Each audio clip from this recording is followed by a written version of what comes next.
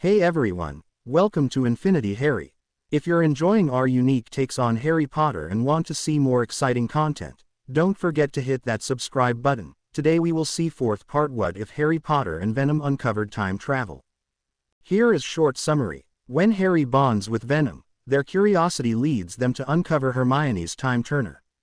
With time itself now within their grasp, how will they reshape the wizarding world? But before we start, if you want more stuffs like this, then please support to subscribe this channel and share with your friends. Let's start the video. So, I can't help but wonder, what's magical France like? Harry asked as he and Fleur walked arm in arm around the lake of Hogwarts. It's very similar to the non-magic world, Fleur answered with a smile. Beautiful and full of life. A bit different from the British version then, Harry frowned thoughtfully. At times, I step into it from the Muggle world and feel like I've gone back in time.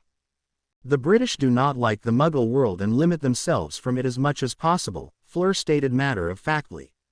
France does not do the same. We keep our distance, but we do not ignore them. We learn from them and decide if what they have is something that's worth adopting.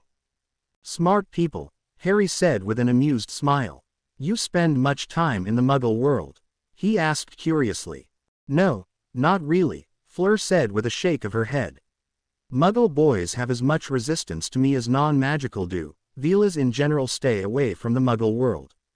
It would look weird if a bunch of men suddenly started being unnaturally drawn to a woman. If they got too much, then I would have to defend myself. I'm sorry, Harry told her. Why, it's not your fault. True, but still, sorry, you shouldn't have to go through that. Guess being beauty incarnate is not all it's cracked up to be, huh?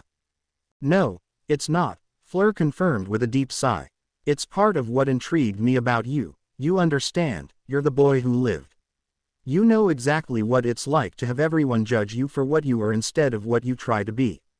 Besides, there are few men besides my own father that can look me in the eye for more than a minute without falling victim to my allure. Like your ex-friend, the redhead boy, what was his name? Weasley, Harry absently corrected her. Him, Fleur nodded. And that other one, what was his name? The irritating one with the bee-owned hair and the ugly boys. What do you call him? Draco. Dumbass, Harry told her straight-faced. What's your secret? Was the first thing Harry heard when he entered the Transfiguration classroom. Nearly every boy there was looking at him as if he had just beaten you-know-who for a second time with nothing but a disarming spell. The Gryffindors, with the exception of Ron and Hermione, had surrounded him as soon as he entered, while the Slytherins sat back, watching curiously. Secret to what? Harry tensed, wondering why they were all looking at him like this. Had they discovered his secret? Did they know about Venom? Dude, you got Fleur Delacour to ask you out, repeatedly. Dean said with the same tone of voice he probably would have used if Harry had simply created world peace. How'd you do it? It's not that hard, Harry shrugged. Just talk to her like you would a normal person. Is she your girlfriend? Lavender asked with a pout that was matched by Parvati. No, now if you'll all excuse me, I'll take my seat, Harry said, walking past the group of Gryffindors before heading towards his usual seat in the middle.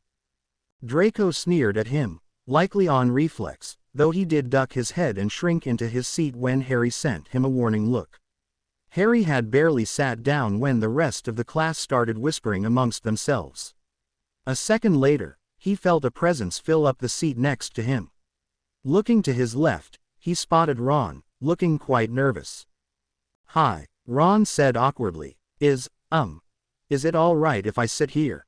He asked, sounding nervous. Harry stared at him for a moment before nodding. Thanks, Ron said, sounding somewhat relieved. He trailed off when Harry pulled his book out and began reading through it. Right, he coughed before doing the same. Harry glanced around the room and saw Hermione sitting at the front of the class, stubbornly staring ahead.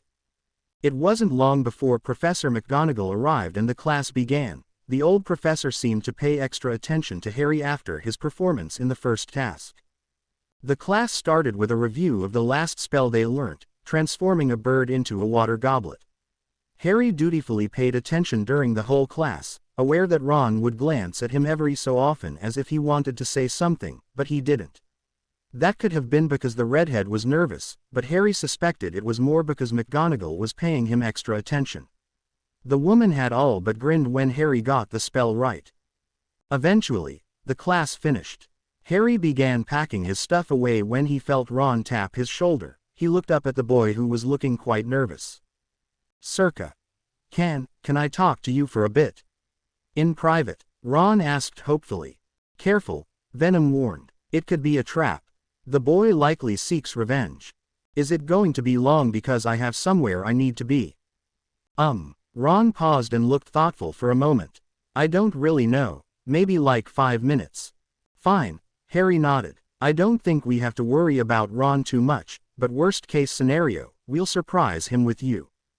"Nice," Venom said approvingly. "Great." Ron smiled before the two of them headed out of the classroom and into the nearest abandoned classroom. "So," Ron said awkwardly, looking around as if he wished someone would come and save him from what was likely to be a very awkward conversation. "So, heard that you're going with Delacour to the ball, congratulations," he said, shifting back and forth on his feet. "Thanks," Harry said slowly, staring at him. "She's hot," Ron blurted out. "She is," Harry confirmed. "Hottest girl in the school." "I'm aware. You're really lucky." "I'm aware. Merlin, I wish she asked me out. Thanks for letting me know." Yeah, is that all?" Harry asked, giving him a questioning look.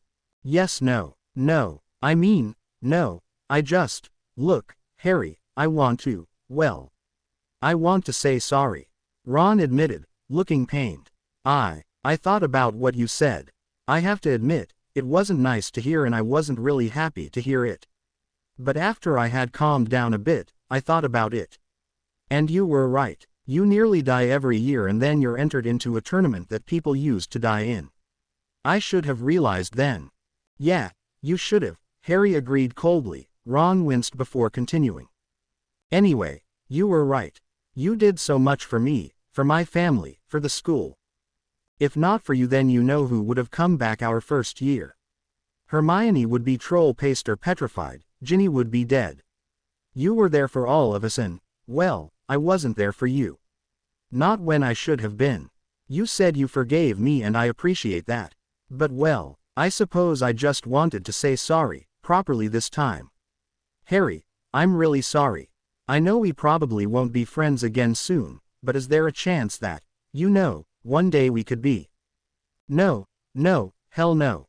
Thank you for playing, goodbye," Venom said in a sing-song voice. "Maybe one day," Harry told him. "I beg your pardon, what?" Venom replied. "Great, well, that's all I wanted to say, thanks and I am sorry, Harry, really. I believe you," Harry replied before giving him a questioning look. "And what about Hermione?" "Well, she's stubborn, Gryffindor trait I think," Ron shrugged, a humorless smile on his face.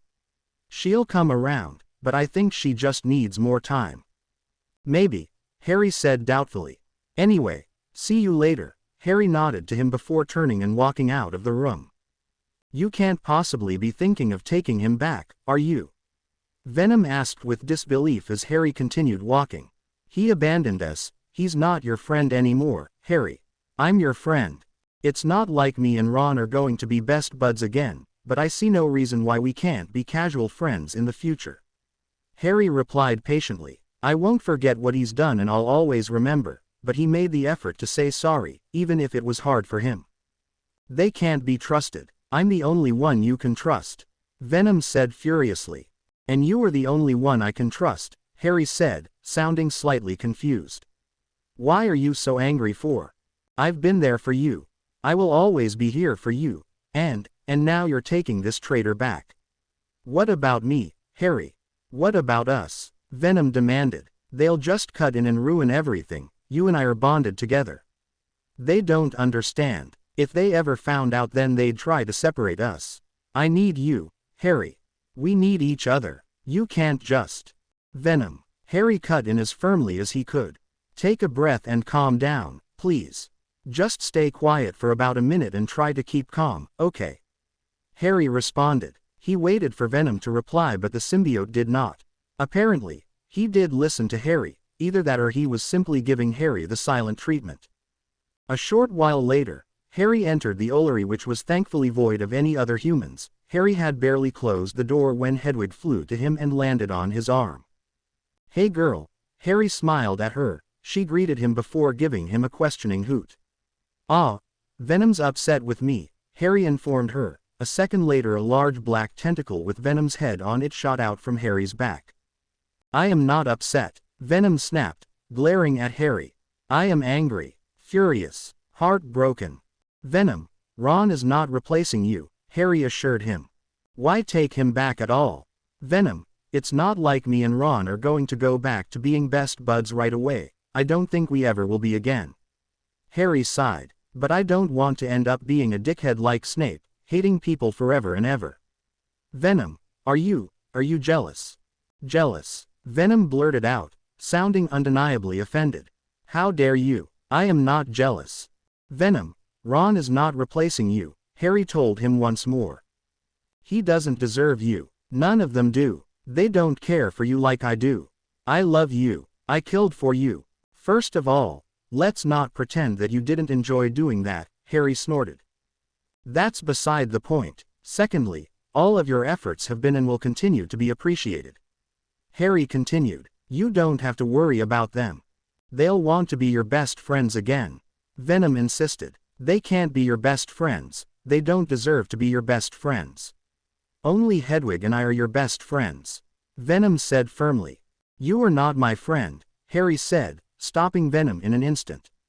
"What?" Venom asked, softly and quietly, not wanting to believe that he had just heard that. "What did you say?" "You're not my friend," Harry told him. Hedwig let out a soft hoot and Harry gave her a look that told her he would handle this. "You're not my friend," he repeated. "Do you know why, Venom?" he asked the symbiote, who was staring at him with a slightly open mouth and unblinking eyes. Venom did not say anything. Harry reached up with his free arm and placed a hand on Venom's head, pulling the symbiote closer so that their foreheads were touching. "Because you are far, far more than that to me. Friends come and go, Venom. But family is what you need when things get rough. You taught me that, Venom. You were my family, you and Hedwig. You cared for me, Venom, cared for me in a way that nobody else ever has. Not Dumbledore or the Dursleys or anyone else in this school. The only ones that have come close so far is Tonks, and I don't really know what's going to happen between the two of us. You are my family, Venom. I will rip the heads off of anyone who tries to separate us, and I will feed them to you. You will never be rid of me before I die, Venom, and that is my solemn promise." Harry finished, letting him go and staring him dead in the eye, not at all afraid of the razor-sharp teeth near his face. "Venom, we good?" he asked. Venom didn't respond. He stared at Harry for a long while, long enough that Harry began wondering if his symbiote had shut down. He opened his mouth to ask when Venom finally spoke. "A long while ago, on my planet, I was a loser," Venom revealed suddenly.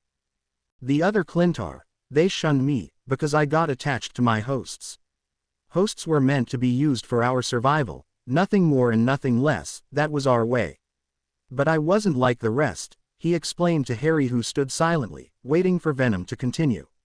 "They didn't like that, didn't like me. They cast me out, got rid of me.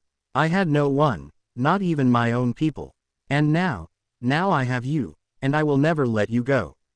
Venom told him, his voice as strong as Harry had ever heard. "Wouldn't have it any other way," Harry told him sincerely. "Something has happened," Venom said in a businesslike manner. "Our bond. It's changed." "Changed how?" Harry blinked. "It feels better, stronger," Venom said thoughtfully. "Harry. Yeah, I want a baby." "What?" Harry blurted out. A tentacle shot out from his shoulder and the tip of it placed itself on Hedwig's chest.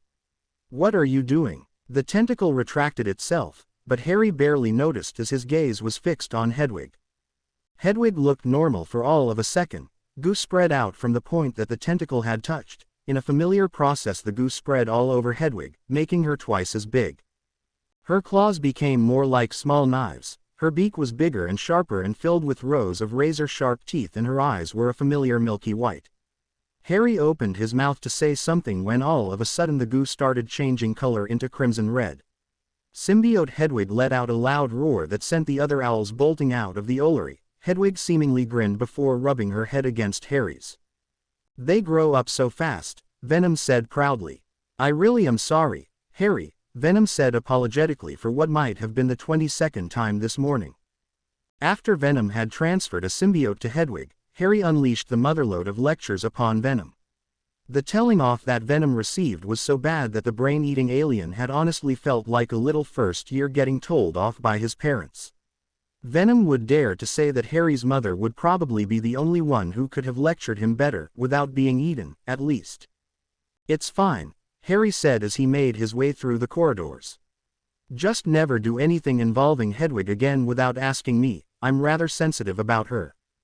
"Trust me, I know," Venom said. Harry couldn't help but feel like the symbiote had shivered slightly. "Anyway, it will be beneficial to all of us in the long run, especially Hedwig. My offspring seems rather powerful, perhaps more than me even, or at least she would have been if I had not bonded with a being like you." "Hedwig's symbiote is a she?" Harry couldn't help but ask. "We Clintar race ***UAL, we don't really have a gender, we just adopt the properties of our hosts, and since it's bonded with a female, I'm going to call it a she." "Does the she have a name yet?" Harry asked, mentally noting down what Venom said. "I guess we'll ask next time we see them," Venom replied, giving Harry a mental shrug.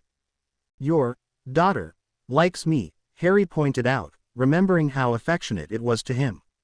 "Any particular reason for that or?" Harry trailed off questioningly.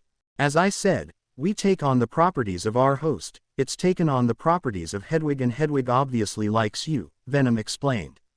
"It won't harm Hedwig or us, I'm sure of it. Bet your life on it." "I'd bet yours," Venom said seriously. The thought actually made Harry more comfortable. There were many things in life that he doubted, and Venom caring for him was not one of them. "Thanks," Harry told him before arriving outside of his charms class where the rest of the students were all waiting for Professor Flitwick to arrive. Harry had barely waited 10 seconds before the classroom door opened and Fleur walked out. She stopped as she noticed all the students staring at her, though she quickly ignored them once she saw Harry and walked up to him with a bright smile. "It's good to see you," she said as she stopped in front of him. "I didn't see you yesterday. I had some important things to sort out," Harry told her, also ignoring how the rest of his classmates were looking at him. "Anyway, you were talking with old Flitwick." "Yes, your teacher really knows his charms. I dare say he's better than the one in my school," Fleur admitted. "You have a class with him now?" "I do. I suppose I'll see you later tonight for dance practice?" Harry questioned her. "Yes, don't be late," she told him warningly. "I won't," he assured her. "I look forward to it." "You had better," she smirked before leaning forward and keying his cheek. "I'll see you then," she winked at him before walking off. "You lucky sod," Dean said to him as soon as Fleur had gone. "Damn, I hate watching her leave but I love watching her go," Seamus sighed.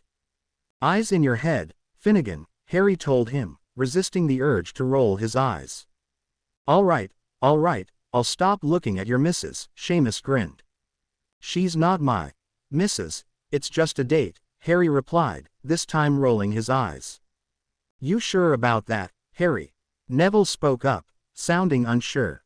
"She looks like she really likes you." "Of course she likes me, I gave her the old Potter charm, didn't I?" Harry grinned. "Don't suppose you can teach that to me," Neville snorted. "Nope, Potter family secret," Harry said apologetically. Eventually, it was time for the ball. Harry was sitting in his bed, reading through a book whilst his yearmates were running around like mad chickens.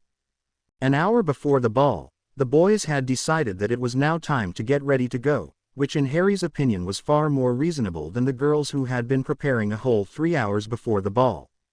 Right now Seamus was fighting his bow tie, Dean was cleaning some non-existent dust off of his suit, Neville had done a last-minute dance practice and tripped on his feet and fell on the floor. Meanwhile, Ron was staring in horror at the frankly ancient robes that his mother had sent him. They looked like they had been unfashionable during the 1800s, never mind now. Shouldn't you be getting ready, Harry? Neville asked as he got up from the floor. Don't you have like half an hour left? I suppose now's as good a time as any, Harry shrugged, putting his book down. Great, the bloke with the best-looking girl in the ball is the most relaxed about the whole thing, Seamus said while staring at Harry with an almost disgusted look. Mate, how many times must we remind you? You're going with Fleur Delacour. You'll need to look your best, the girl's got 3 whole schools trying to snatch her. That's why she's going with me, I'm the only straight bloke around that isn't actively trying to get into her bed, Harry said as he stood up. This time Seamus definitely looked disgusted with him. You sure you're straight? Dean asked him doubtfully. I really don't get how you're not excited for this. I assure you, I'm looking forward to it. I'm just better at controlling myself than you hormone-filled little twats. Harry said matter-of-factly as he walked to his trunk and pulled out his clothes before quickly heading to the bathroom. He closed the door behind him and locked it before he took out his wand and cancelled the transfiguration spell he had put on the clothes, changing them back into a hand towel in the bathroom bin. None of the others had noticed that it had been missing, or at least they assumed that it'd be back or simply didn't care. The reason for all of this was simple. Harry hadn't brought any clothes since he had his own custom tailor permanently bonded to him. But he couldn't let anyone else know that. After a quick toilet stop, Harry stepped in front of the mirror and took off his regular clothes, putting them to the side and leaving himself in nothing but a pair of boxers as he stared at the mirror. Harry wasn't a particularly vain boy, at least in comparison to others like Draco, but he had to admit that his body was pretty good for his age. In his reflection he saw Venom stand behind him, towering over him and giving him his signature grin. So, wizarding robes? Venom asked him. Nah, let's go with something a bit more stylish, Harry mentally replied. Muggle, if you don't mind. I was rather hoping for that, to be honest, Venom admitted, placing a hand on Harry's shoulder. Goo started spreading all around Harry's body. A couple of seconds later, Harry stood in front of the mirror dressed in a stylish black Muggle suit with a white shirt and black tie. Nice, I like it, Harry said approvingly. I'm glad. Mirror Venom's grin got wider. Now, let's sort out that hair of yours. You do that, Harry agreed while pulling out his wand. I'll sort out the rest, Harry told him before he began casting several spells that would clean him up and make him smell nice. About 5 minutes later, Harry stepped out of the bathroom dressed in his Muggle suit with slicked back hair, looking and feeling quite dapper. He looked at the other boys who hadn't noticed him as they were all too busy crowding around Ron, who appeared to have recently put on his horrid suit. Guys, Ron said with the utmost seriousness. Kill me, he told them. Better that than going out in this. I mean, we could probably cut off some of the trim and lace, Neville suggested hesitantly. I'll do it, Seamus offered, pulling out his wand. Not you, Dean quickly cut in, pushing Seamus's arm down. The last thing any of us need is for you to set Ron on fire. Harry let out a small sigh before aiming his wand at Ron. A second later Ron's clothes began transforming into some rather plain but decent-looking black dress robes.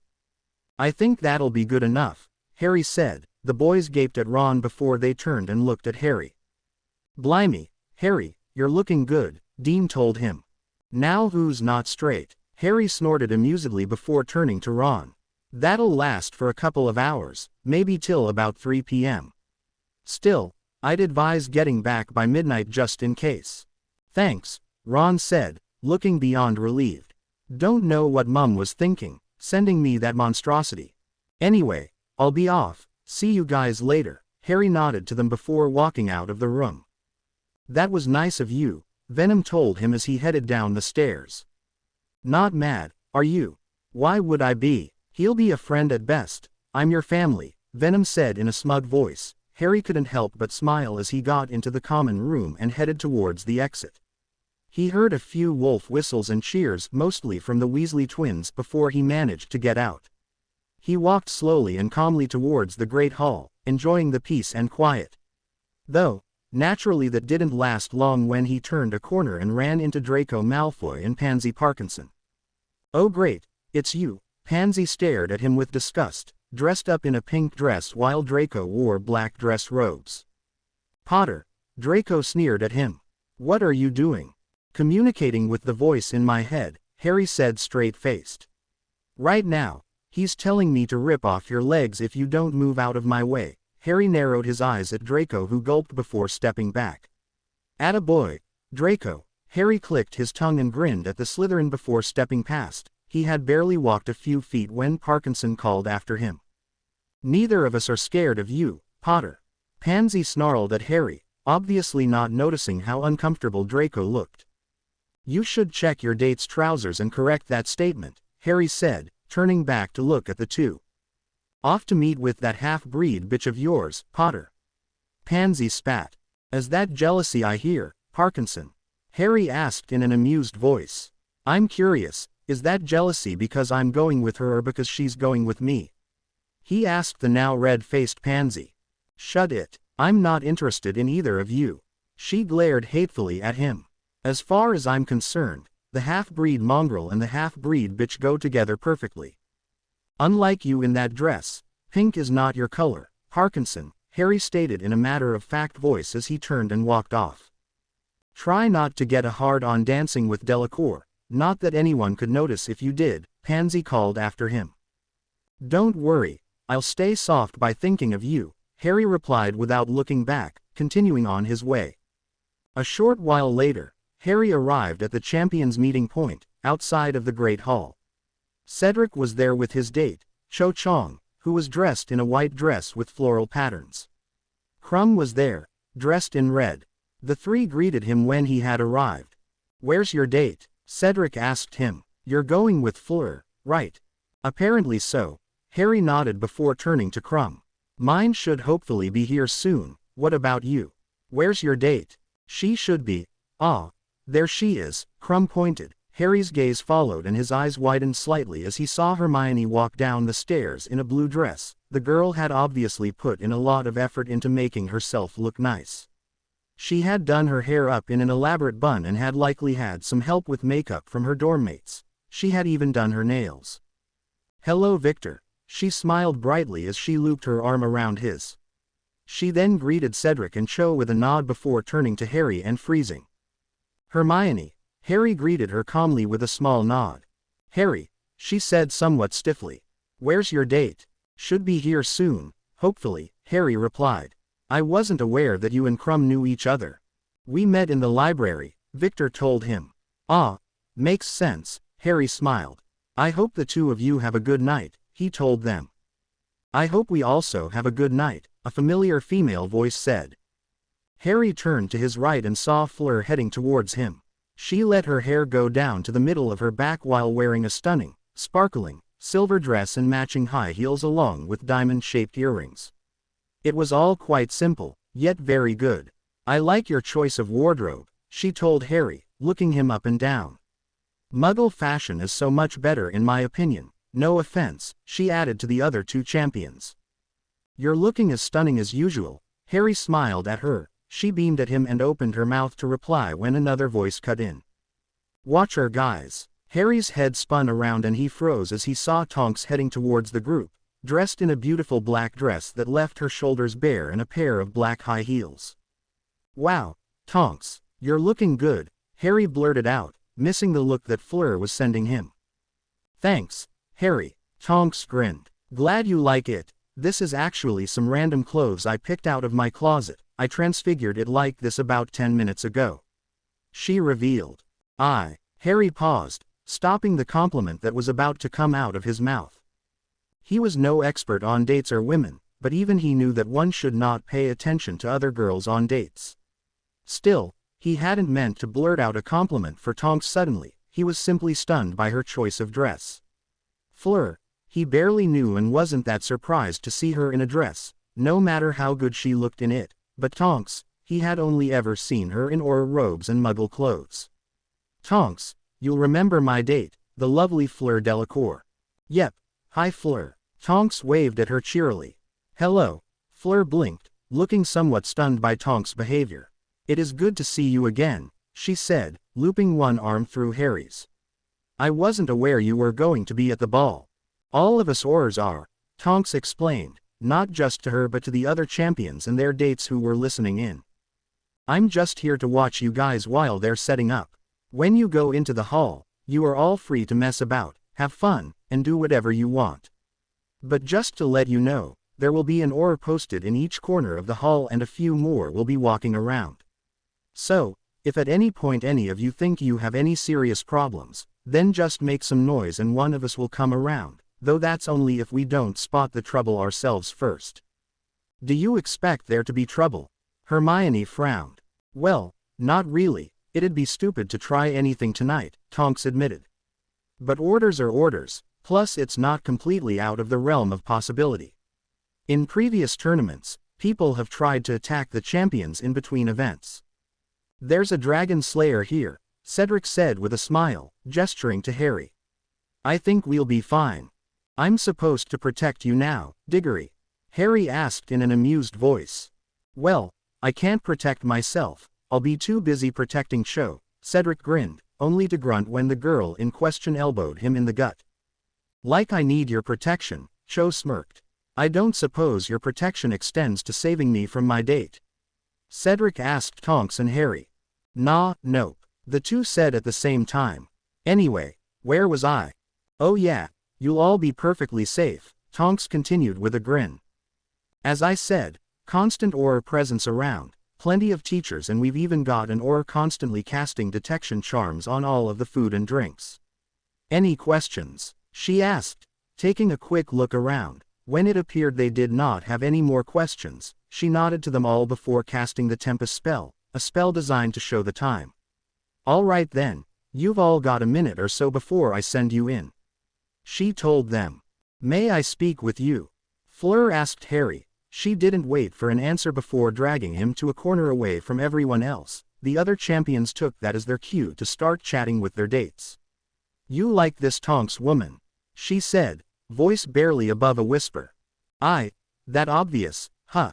Harry asked sheepishly. A bit, yes, she nodded, staring at him questioningly.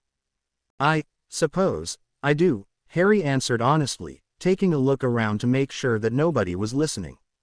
I have for a while, but she said she's too old for me and she's worried that my reputation will take a hit if I date an older woman. Huh? Fleur asked, sounding really interested. So, she rejected you? Pretty much, Harry confirmed. I'm sorry, I know I shouldn't be looking at another woman during our date. That wasn't nice of me. It was not, Fleur agreed, an odd tone in her voice. She stared at the boy in front of her, unable to believe that she'd ever meet anyone like him. Never would she have ever imagined that a boy would even consider looking at other girls when she was with him. Even without her Vila heritage, Fleur was an extremely attractive woman that men would fight for simply to have the pleasure of her company. Yet her date had paid close interest to this Tonks woman. For the first time in her life, Fleur Delacour felt an emotion that she had never ever felt, not when it was relating to a boy at least, and that particular emotion was jealousy. She imagined that this was likely how all the other girls felt when their mindless boyfriends would look away from them to gaze at her. It was quite eye-opening. Still, it didn't mean that she was going to be any nicer to those girls. If they couldn't get their boyfriends and their own emotions under control, then she was not going to bend over backwards to make them feel better. It was hardly like she could do anything about it. Taking a quick glance at the pink-haired aura, she realized that the same might be applied to Tonks. The woman had rejected Harry, so it wasn't like she had been actively trying to take the one boy that Fleur was remotely interested in. For a second, Fleur was tempted to be angry, to rage and do all the other things that those stupid little girls had done. But she stopped herself. She was not one of those silly and stupid girls, she was Fleur Delacour. If Harry's eyes wandered, then she would just prove to him why she was worth keeping his eyes on. She would make it so that Harry Potter never ever considered thinking about another woman while she was here. I am sorry, Harry said sincerely. I know, and you will make it up to me, she said, raising one finger and placing it under his chin, making sure he was looking right into her eyes. You will show me a good time today, Mr. Potter. I am expecting a good night to remember. You will provide that for me, understood? She said, leaning forward, leaning close enough that her nose had barely touched his. Yeah, Harry said slowly. I suppose that's fair, I'd be happy to do so. Good, She smiled brightly before moving to his side. Give me a good night to remember, Harry Potter, perhaps I'll do the same for you, she said, whispering into his ear. Harry didn't have a mirror on himself, but he was sure that he was blushing. I feel like you're forgiven, Venom said dryly. All right everyone, Tonks called. Line up and get ready to go in, she said, pulling out her wand.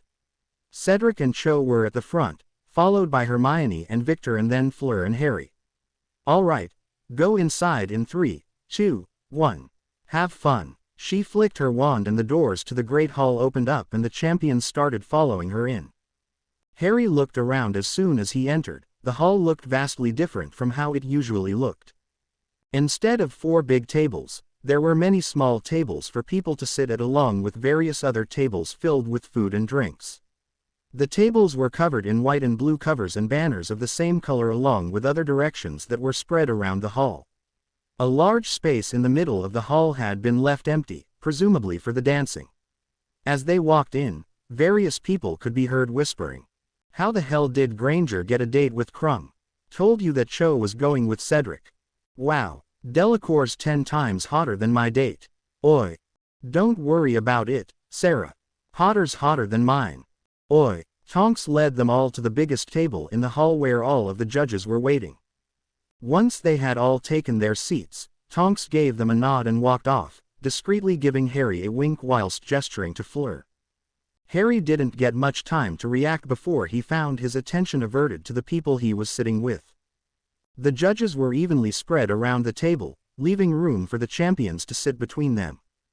Harry had taken the seat closest to Percy. The older boy was hardly the most interesting person in the world to talk to, but right now he was the best option Harry had. He found Bagman to be irritating. He still remembered Fleur's headmistress calling him a liar, and if he sat by either Karkaroff or Dumbledore then Harry suspected he would have to spend the night preventing Venom from ripping off their heads. Not that the idea of Venom doing so didn't amuse Harry. Mr. Potter, Percy greeted him formally before turning to Fleur. A greeting was about to be offered when a glassy look appeared in Percy's eyes as he began staring at Fleur like it was the first time in his entire life that he had ever seen a member of the female species. Still, he was handling her better than Ron did. Glancing at Fleur, Harry saw that the Beyond looked resigned more than anything else. Percy, it's good to see you, Harry cut in, bringing the redhead's attention back to him. How's things been? Fairly good, Percy said, puffing his chest out slightly, a proud smile on his face. My superiors have been happy with the way that I've been handling things here. They chose me because I was old Barty Crouch's assistant, you know, and I had assured them that I had learnt enough from him to do the job well. Well, congratulations, Harry told him before turning to Fleur before the redhead could speak again.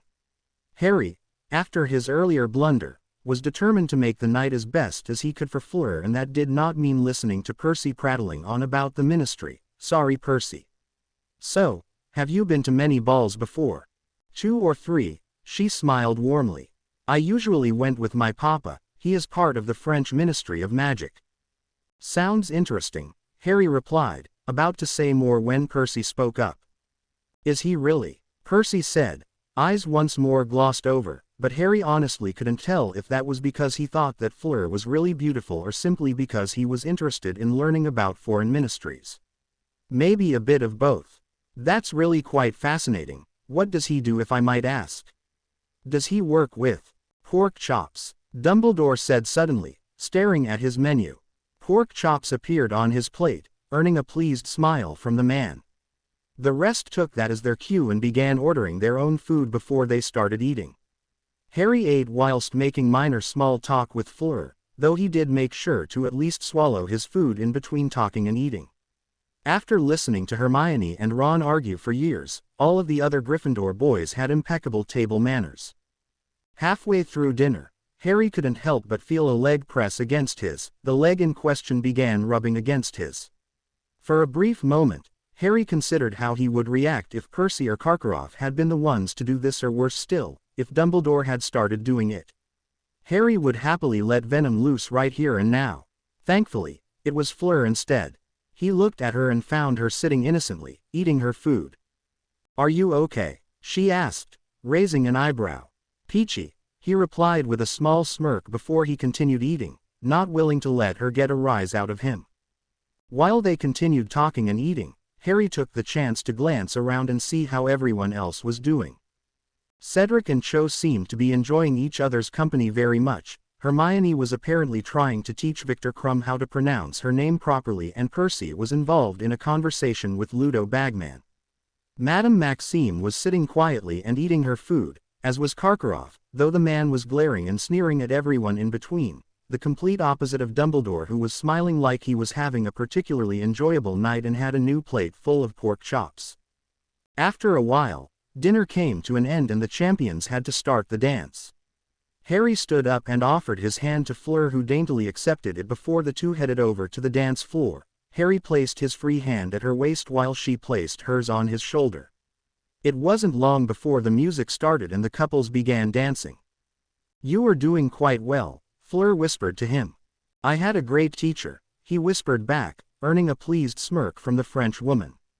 The couples danced for several minutes before the rest of the hall was allowed to join. Soon there was a large flood of couples dancing on the floor with various degrees of success. A Gryffindor boy nearly landed on Professor McGonagall, the poor soul.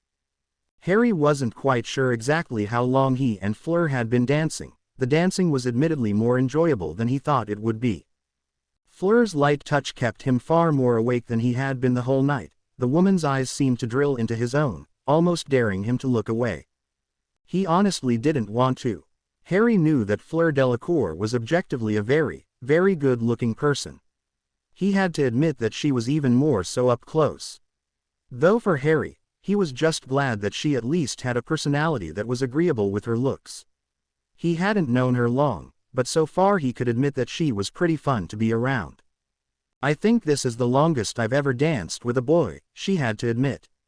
"You dance much?" Harry asked her curiously. "Not really. I practice with my family for balls and such, but I never dance with the boys at balls, just my father," she answered. "And yourself?" "I don't dance," Harry stated bluntly. "No, but you're doing so well at it," she said teasingly. "Do you perhaps practice in your free time? Is the great Harry Potter secretly a dancer?" "That would make a hell of a Daily Prophet article," Harry said amusedly. "I can picture the headline, 'The Boy Who Dances.' Got a nice catch to it, don't you think?" Much better than that other title of yours," she agreed. "The Boy Who Lives, Everyone Lives." "Exactly," Harry laughed. "I can't imagine who came up with that name. Harry Potter's special because he's alive. So are cats and ducks. I'm not special." "I would argue against that," Fleur replied. "You are most definitely special, Harry, even if you don't like to admit it." "I've never wanted to be different," Harry said with a small sigh as he looked around. "Were you ever like that?" he asked, gesturing around with his head. "Did you ever look at them and wonder just what you had to do to be accepted? What you had to change? If it was worth changing?" "For a time, I did," she admitted quietly. "But I soon learned better. What's the point in trying to be like them if you have to change who you are?" "Do you want to change who you are?" "I used to," he replied. "But then a wise woman once told me, it's a shame to be anything less." "That does indeed sound like a wise woman," Fleur said, eyes twinkling. "Attractive too, of course," she added with a grin. "Extremely," Harry agreed with a smirk. "Also quite humble." "Like me," Fleur replied. "I too am extraordinarily humble," she stated matter-of-factly. "According to half of my school, I'm a braggart," Harry shrugged in a, "what can you do?" sort of way. "You should work on that," Fleur suggested jokingly. "I'll be happy to help." "Appreciated," Harry responded. "So, you want to go and get a drink?" he asked, gesturing with his head to the drinks table. "Oh, are you thirsty? Have I worn down the great Harry Potter?" Fleur asked teasingly. "I could go another 12 hours, easy," he told her. "I'm just worried about my poor date," figured she might be thirsty. "I could go another 13 hours, she told him firmly. "But if you are so worried, I don't see the harm in a drink or two," she told him before the two stopped dancing, though Fleur did not let go of his hand. "So," Harry said, walking hand in hand with Fleur as they left the hall after what was probably a good couple of hours of dancing. The two had decided to take a walk, away from the constant staring of everyone else. Though they were both resigned to the fact that everyone else probably thought that they were going to spend the night together.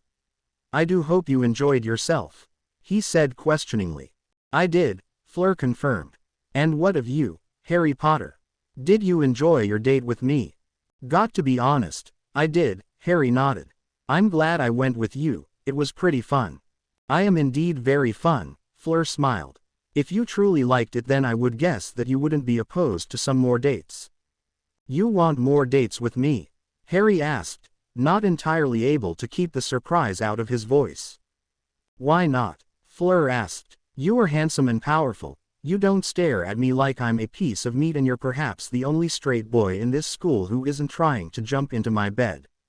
I'd be happy to spend more time with you unless you don't want to," she said with a frown. "You know what, I'd be happy to spend more time with you," Harry told her with a smile. "What about Tonks?" Venom asked. "I'm not with Tonks now, am I?" Harry answered back before turning to Fleur. "So, I was wondering if—" "Wait," Harry said, stopping instantly. Fleur stopped along with him. "What is it?" Fleur barely asked before Harry pulled her close to a wall. "What are you?" The witch's words were cut off by Harry covering her mouth. "Shush," he whispered, a finger placed over his own lips in the universal sign for quiet. He then used that finger to gesture past her as he slowly removed his hand. Fleur gave him a confused look before seeing where he was pointing. In the courtyard, there were several carriages, walking around, and between those carriages was Professor Snape, dressed in black as usual, but what was unusual was the fact that Karkaroff was walking along with him. "Severus, you must have seen the signs, the same as I have," Karkaroff hissed before Snape shushed him and quickly rushed over to a carriage. He opened the door and yanked out a couple that, judging by the state of their clothes, had been enjoying themselves too much for the potion master's taste. "Smithers, Burns, that will be 20 points each and a detention," Snape sneered at them. "Now get out of my sight," he told the two. "So, there's a ball, yet he decides to spend his night keeping an eye out for students in carriages," Fleur whispered to Harry. "Yeah. Apparently if he can't get laid, then nobody else is allowed to get laid," Harry whispered back, earning an amused look from Fleur before she glanced over her shoulder and stared at Snape critically. "Oh yeah, that man's definitely she said confidently. Harry had to place a hand over his mouth so he didn't laugh. "Do not ignore me, Severus," Karkaroff snapped. "This is important. I do not know what signs you have seen, Karkaroff, nor do I care to know," Snape said, continually looking at all the carriages to make sure that there were no more hiding students. "As you can see, I'm busy. Yes, trying to prevent pregnancies in a school full of hormonal teenagers. Good luck with delaying the inevitable," Karkaroff glared at him. "But what I am discussing is far more important. The dark mark has changed." "If you're sure," Snape drawled. If I'm sure," Karkaroff demanded furiously. "Fine, let's see your mark then." He reached for Snape, who quickly pulled his arm back like he had been burnt. "Exactly what I thought. Severus, your mark has changed. It has gone darker. The same as mine. It's a sign. You know it, Severus." "What do you want, Karkaroff?" Snape glared at the man. "What do I want?" Karkaroff repeated. "Damn it to hell, Severus. I want to know what you think. You were always one of the smartest of us." "I think that I have better things to do with my time than listen to you prattle on," Snape said with his signature drawl. "You know what the mark signifies as well as I do. If it has gone darker, then that is just more proof that he is coming back. If I were you, I'd waste less time with me and more time thinking up an escape plan. He holds grudges, remember." The Dark Lord," Karkaroff began but was interrupted.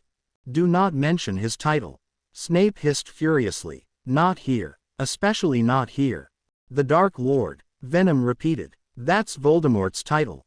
The mark, they're talking about Voldemort's mark for his followers," Harry thought. "Remember, Sirius once called Snape a Death Eater parasite. Snape worked for Voldemort, another reason for me to wonder why the hell Dumbledore is continuing to pay that man to be around school kids. Dumbledore must have leverage over him," Venom guessed. That guy," he added. Harry wasn't sure if Venom was referring to Snape or Dumbledore, but agreed either way. Dumbledore has eyes and ears everywhere around this castle, Snape told Karkaroff. Speak no more of this, he snapped before turning and storming away. Unfortunately, he was heading in the direction of Harry and Fleur. We should probably hide, Harry said, stepping back only for Fleur to grab him. No time for that, act natural, she told him before pulling him closer, smashing her lips into his. Harry's eyes widened before his mind went blank and he ended up going with the flow. His hands flew to Fleur's waist as they pulled closer to each other. Fleur's hand snaked around his neck, one rested on the back of his neck while the other ran its fingers through his hair. Neither of them noticed a black tentacle shooting out of Harry's left leg, holding a wand. The tentacle waved the wand and the two of them quickly became invisible just a second before Snape got close enough to see. The sour man, seeing nothing, continued walking, looking as pleasant as he ever had.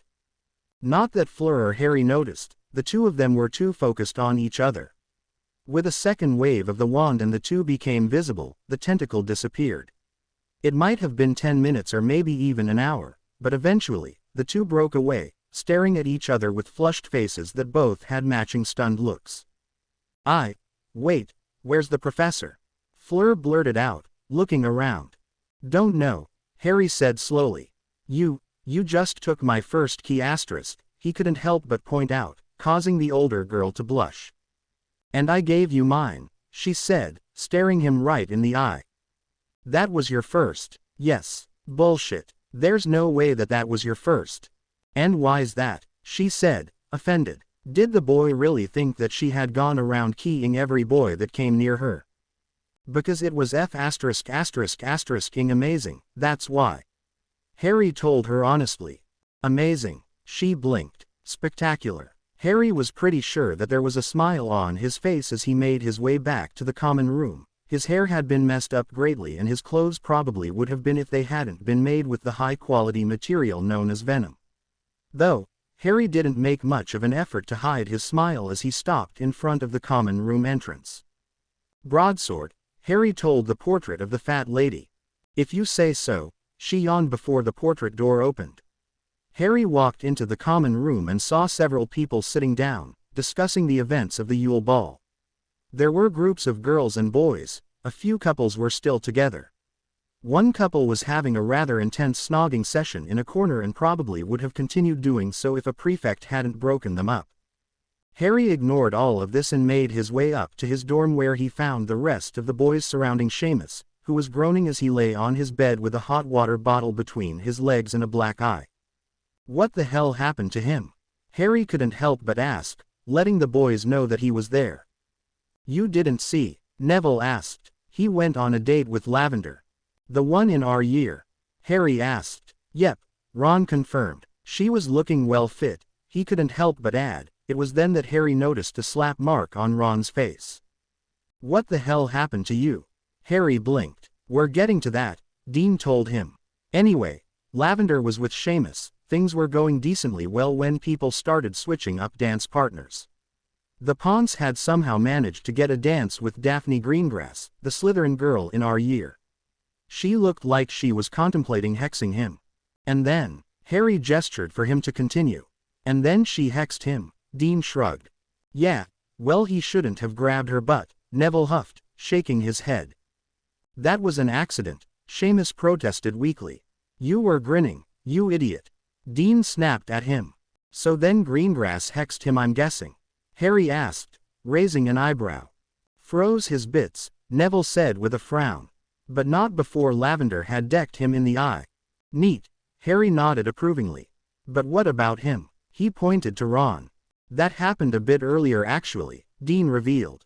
He had managed to get Parvati to go with him, then he acted like a horrible date the whole time.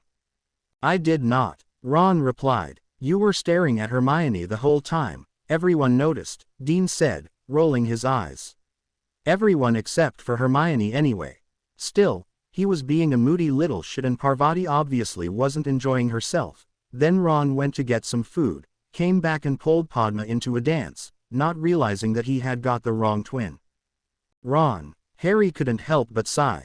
Really? What? They're twins, Ron said defensively, a blush on his face. They look exactly alike. Parvati was wearing red and Padma was wearing blue, Harry pointed out, very slowly. No wonder you two were hurt, he said with disbelief before turning to Neville and Dean. What about you two? Good dates? Mine was all right, Neville said with a small smile, his cheeks tinted red. I went with Ginny. I went with Megan Jones, Dean revealed, from Hufflepuff. She was fun.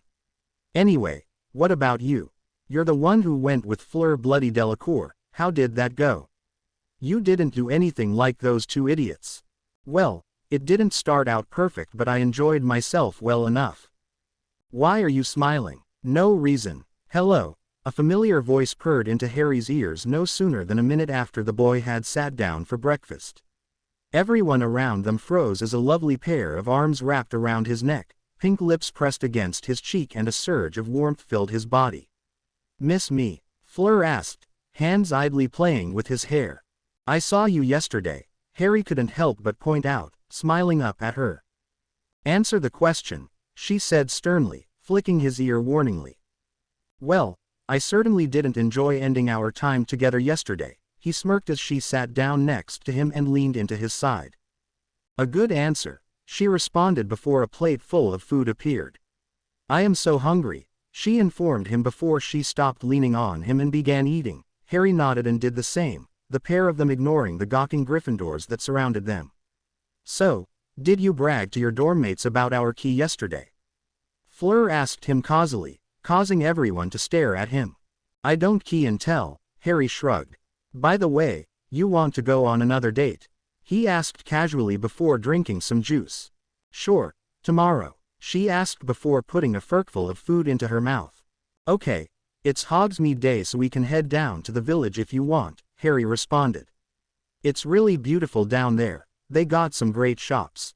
It's a date, Fleur agreed before the two went back to eating in silence, once again ignoring the gaping Gryffindors. What the hell am I watching? Dean whispered to Seamus. I don't know, but I hate it, Seamus told him honestly. What are your plans for today? Fleur asked Harry once he was done. Oh, I plan to finish up my homework, spend some time with Hedwig and then work on that stupid egg. He answered. You haven't worked out your egg yet? Fleur asked. You have. What is it? I can't tell you, we are competitors, remember?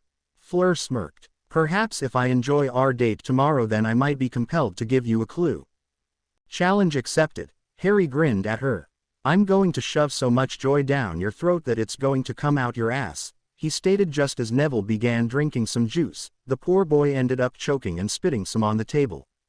Honestly, Neville, Hermione sighed before taking out her wand, only to blink when the table was cleaned before she could do anything.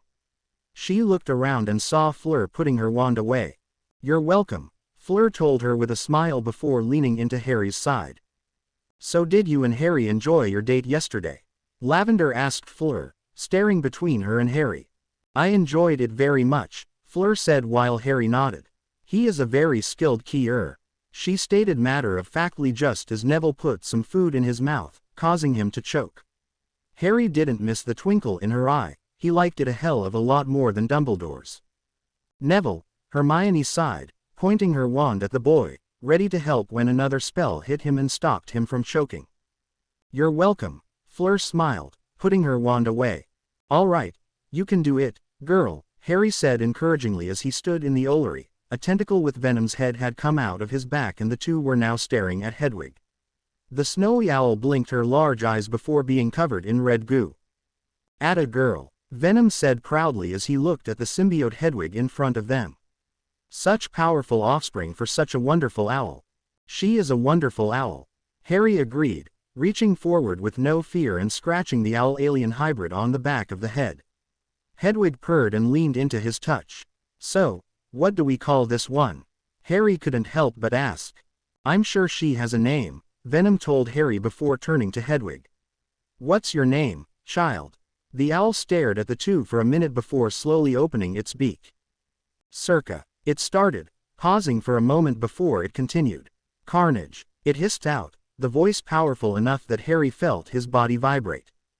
Carnage, Harry blinked. Got to admit, That's not my first choice for a name, but I like it. Family. Carnage hissed before two tentacles shot out of it and grabbed Harry, pulling him closer and into what appeared to be a hug as Carnage pressed her head against his chest. Family. Venom cheered, placing his head on top of Carnage. This is getting real mushy right now, Harry said, a small smile on his face as he wrapped his arms around Carnage Hedwig, who suddenly stiffened. Company, she said quickly before transforming back into normal Hedwig. Venom had barely disappeared back into Harry when the door opened and Tonks walked in. Oh, hi Harry, Tonks smiled at him. How's things going? Pretty decent, Harry smiled back. What about you? Just delivering a letter to my boss, she shrugged, holding up a white envelope. Now, to find an owl that will, Tonks found herself quickly cut off when Hedwig shot off of her perch, snatched the letter out of Tonks's hand and flew away without a backward glance. All right, so that's done, I guess, Tonks blinked, staring in the direction of a flying Hedwig. I think she was somewhat offended that you considered using another owl when she was here, Harry guessed. Yeah, well, it's not like she normally lets anyone but you give her letters, Tonks couldn't help but point out. Yeah, but you could have given the letter to me so that I could give it to her, Harry said in an "it's so obvious" type voice. Yes, a massive oversight on my part, Tonks said dryly, shaking her head. Indeed, Harry agreed. So, did you enjoy your night at the ball? Hardly the worst thing I've ever done, Tonks shrugged. Had to stop a couple of people from underage drinking, which is a bit hypocritical on my part, but orders are orders. Aside from that, not much went on. Cool, and how's your Aura friend? Harry asked. The date won. You guys going good? Well, we decided it really wasn't working between us, Tonks said, choosing not to admit that things had gone horribly wrong and she had decked him in the face. Oh, are you all right? He asked genuinely. He didn't hurt you, did he? You want me to hurt him? It's no trouble, he offered.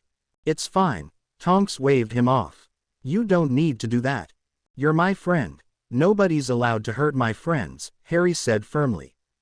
Thanks, Tonks smiled brightly. But it's not necessary, I handled it pretty well. Anyway, enough about me, how did your date with Fleur go? Pretty well to be honest, Harry grinned. We're going on another date tomorrow.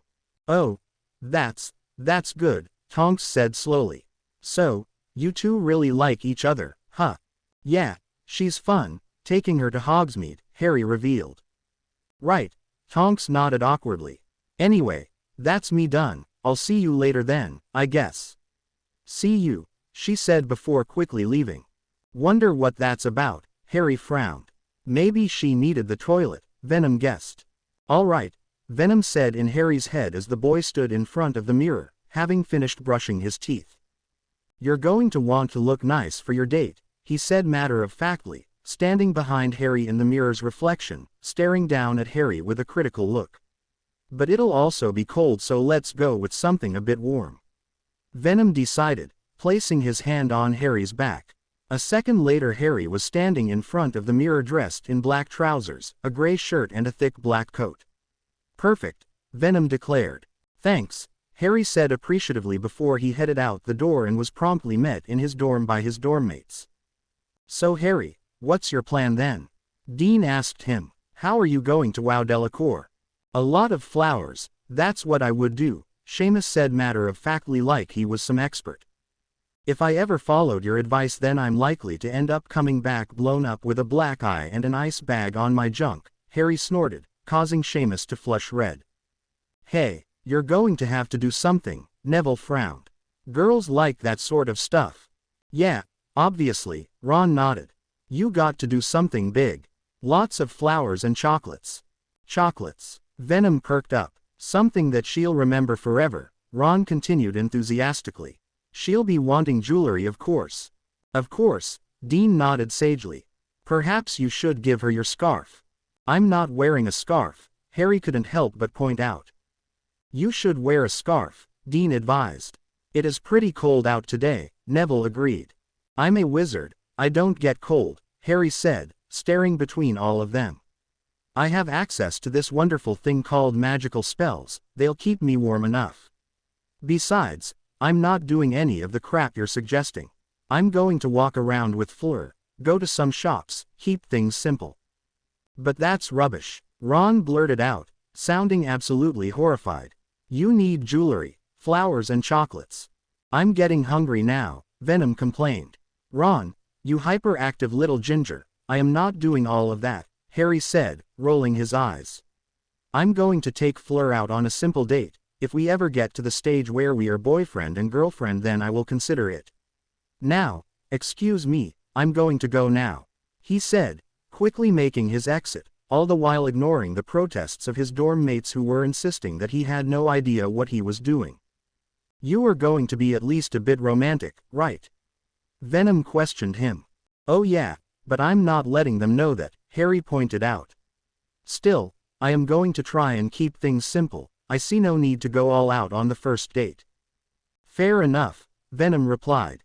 Are you going to buy some protection? What are you on about? I got you with me, don't I? Not that type of protection. I know, I'm just playing with you, Harry said with a mental chuckle.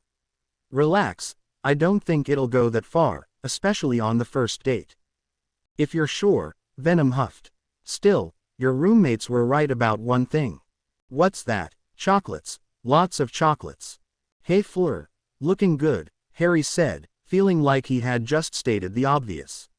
His date was dressed in fluffy brown boots that extended up her blue jeaned legs to just under her knee. She wore a blue shirt under a comfortable-looking white winter jacket. Her hair was done up in a ponytail and she had a small dose of makeup on her face.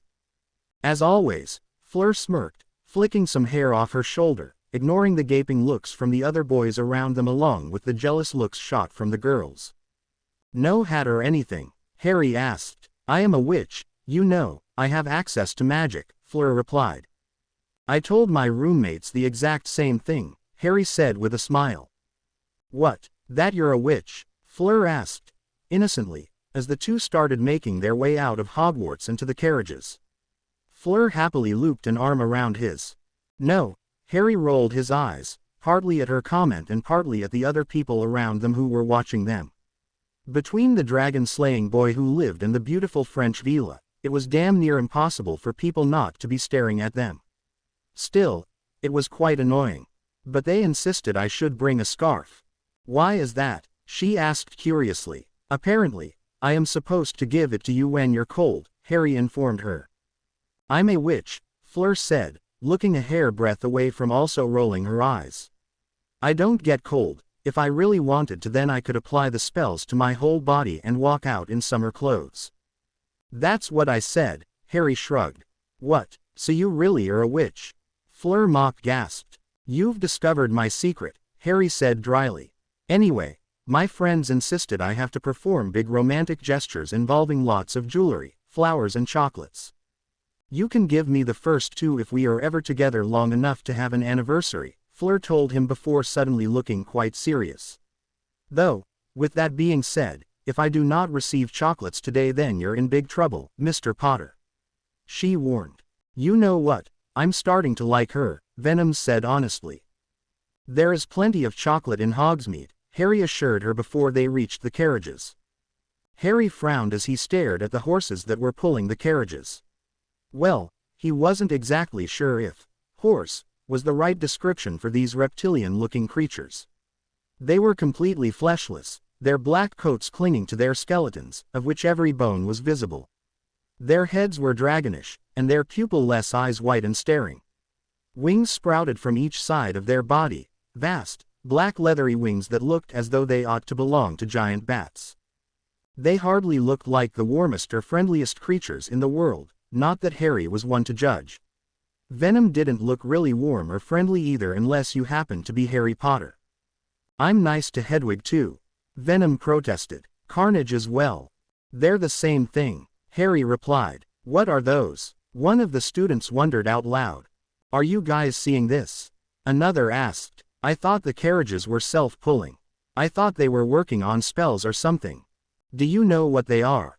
Harry whispered to Fleur. No, I do not, Fleur frowned. They look dangerous. Let's find out. Harry detangled himself from Fleur and walked forward, approaching one of the creatures. Harry, Be careful, Fleur called worriedly. I'll be fine, Harry said confidently, walking slowly up to the creatures by the closest carriage. It eyed him but did not move much. Harry slowly and gently raised a hand and held it in front of the creature. When it showed no signs of attacking, he gently placed it on its head.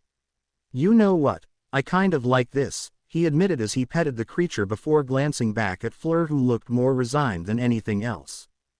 The first time you see a creature that looks like a walking skeleton and you decide it's in your best interest to pet it? She asked with a sigh as everyone stared at the two of them. Pretty much, yeah, Harry nodded unashamedly. Is there a problem here? A voice said, and everyone turned to see Professor McGonagall walking up to the carriages. Professor, exactly what are those things? One student asked, causing Professor McGonagall to frown, her lips thinning as she stared between the students and the horse creatures. Those are what we in the magical world call thestrals, she began explaining with a small sigh. They're quite fierce beasts when they need to be, but for the most part, they are quite calm and not really threats. Hogwarts uses them to pull carriages, most of the time at least. Sometimes we have to charm the carriages if the thestrals are unavailable. If you wish to know more, then you all may ask Professor Hagrid. He is quite knowledgeable about the creatures, he is the one that cares for them. But Professor, how come we haven't seen them before? Another student asked. As I said, sometimes we have to charm the carriages so they're not there, Professor McGonagall answered, looking uncomfortable with the topic for some reason. Other times, well, thestrals have a bit of a bad reputation. They can only be seen by those who have seen death, she said, the silence that accompanied hit like a bullet as everyone around stared at either the professor or the thestral horses. But, I've never seen death, one student protested. Everyone here has, a voice drawled. Everyone turned to Malfoy, who had his usual superior look on his face. We were all at the first task, remember? You all can see these horses. Thank Potter for that, he sneered. Everyone turned their attention to Harry, who hadn't stopped petting the thestral. Harry simply shrugged his shoulders. Malfoy was right, he had killed the dragon in front of everyone, and now they all had seen death. Still, what annoyed him most was that Malfoy had the gall to do this. He thought that he had scared the little shit straight, but apparently, the beyond asshat thought he was safe in public. He's not, Venom assured Harry. You do your thing, I'll handle him.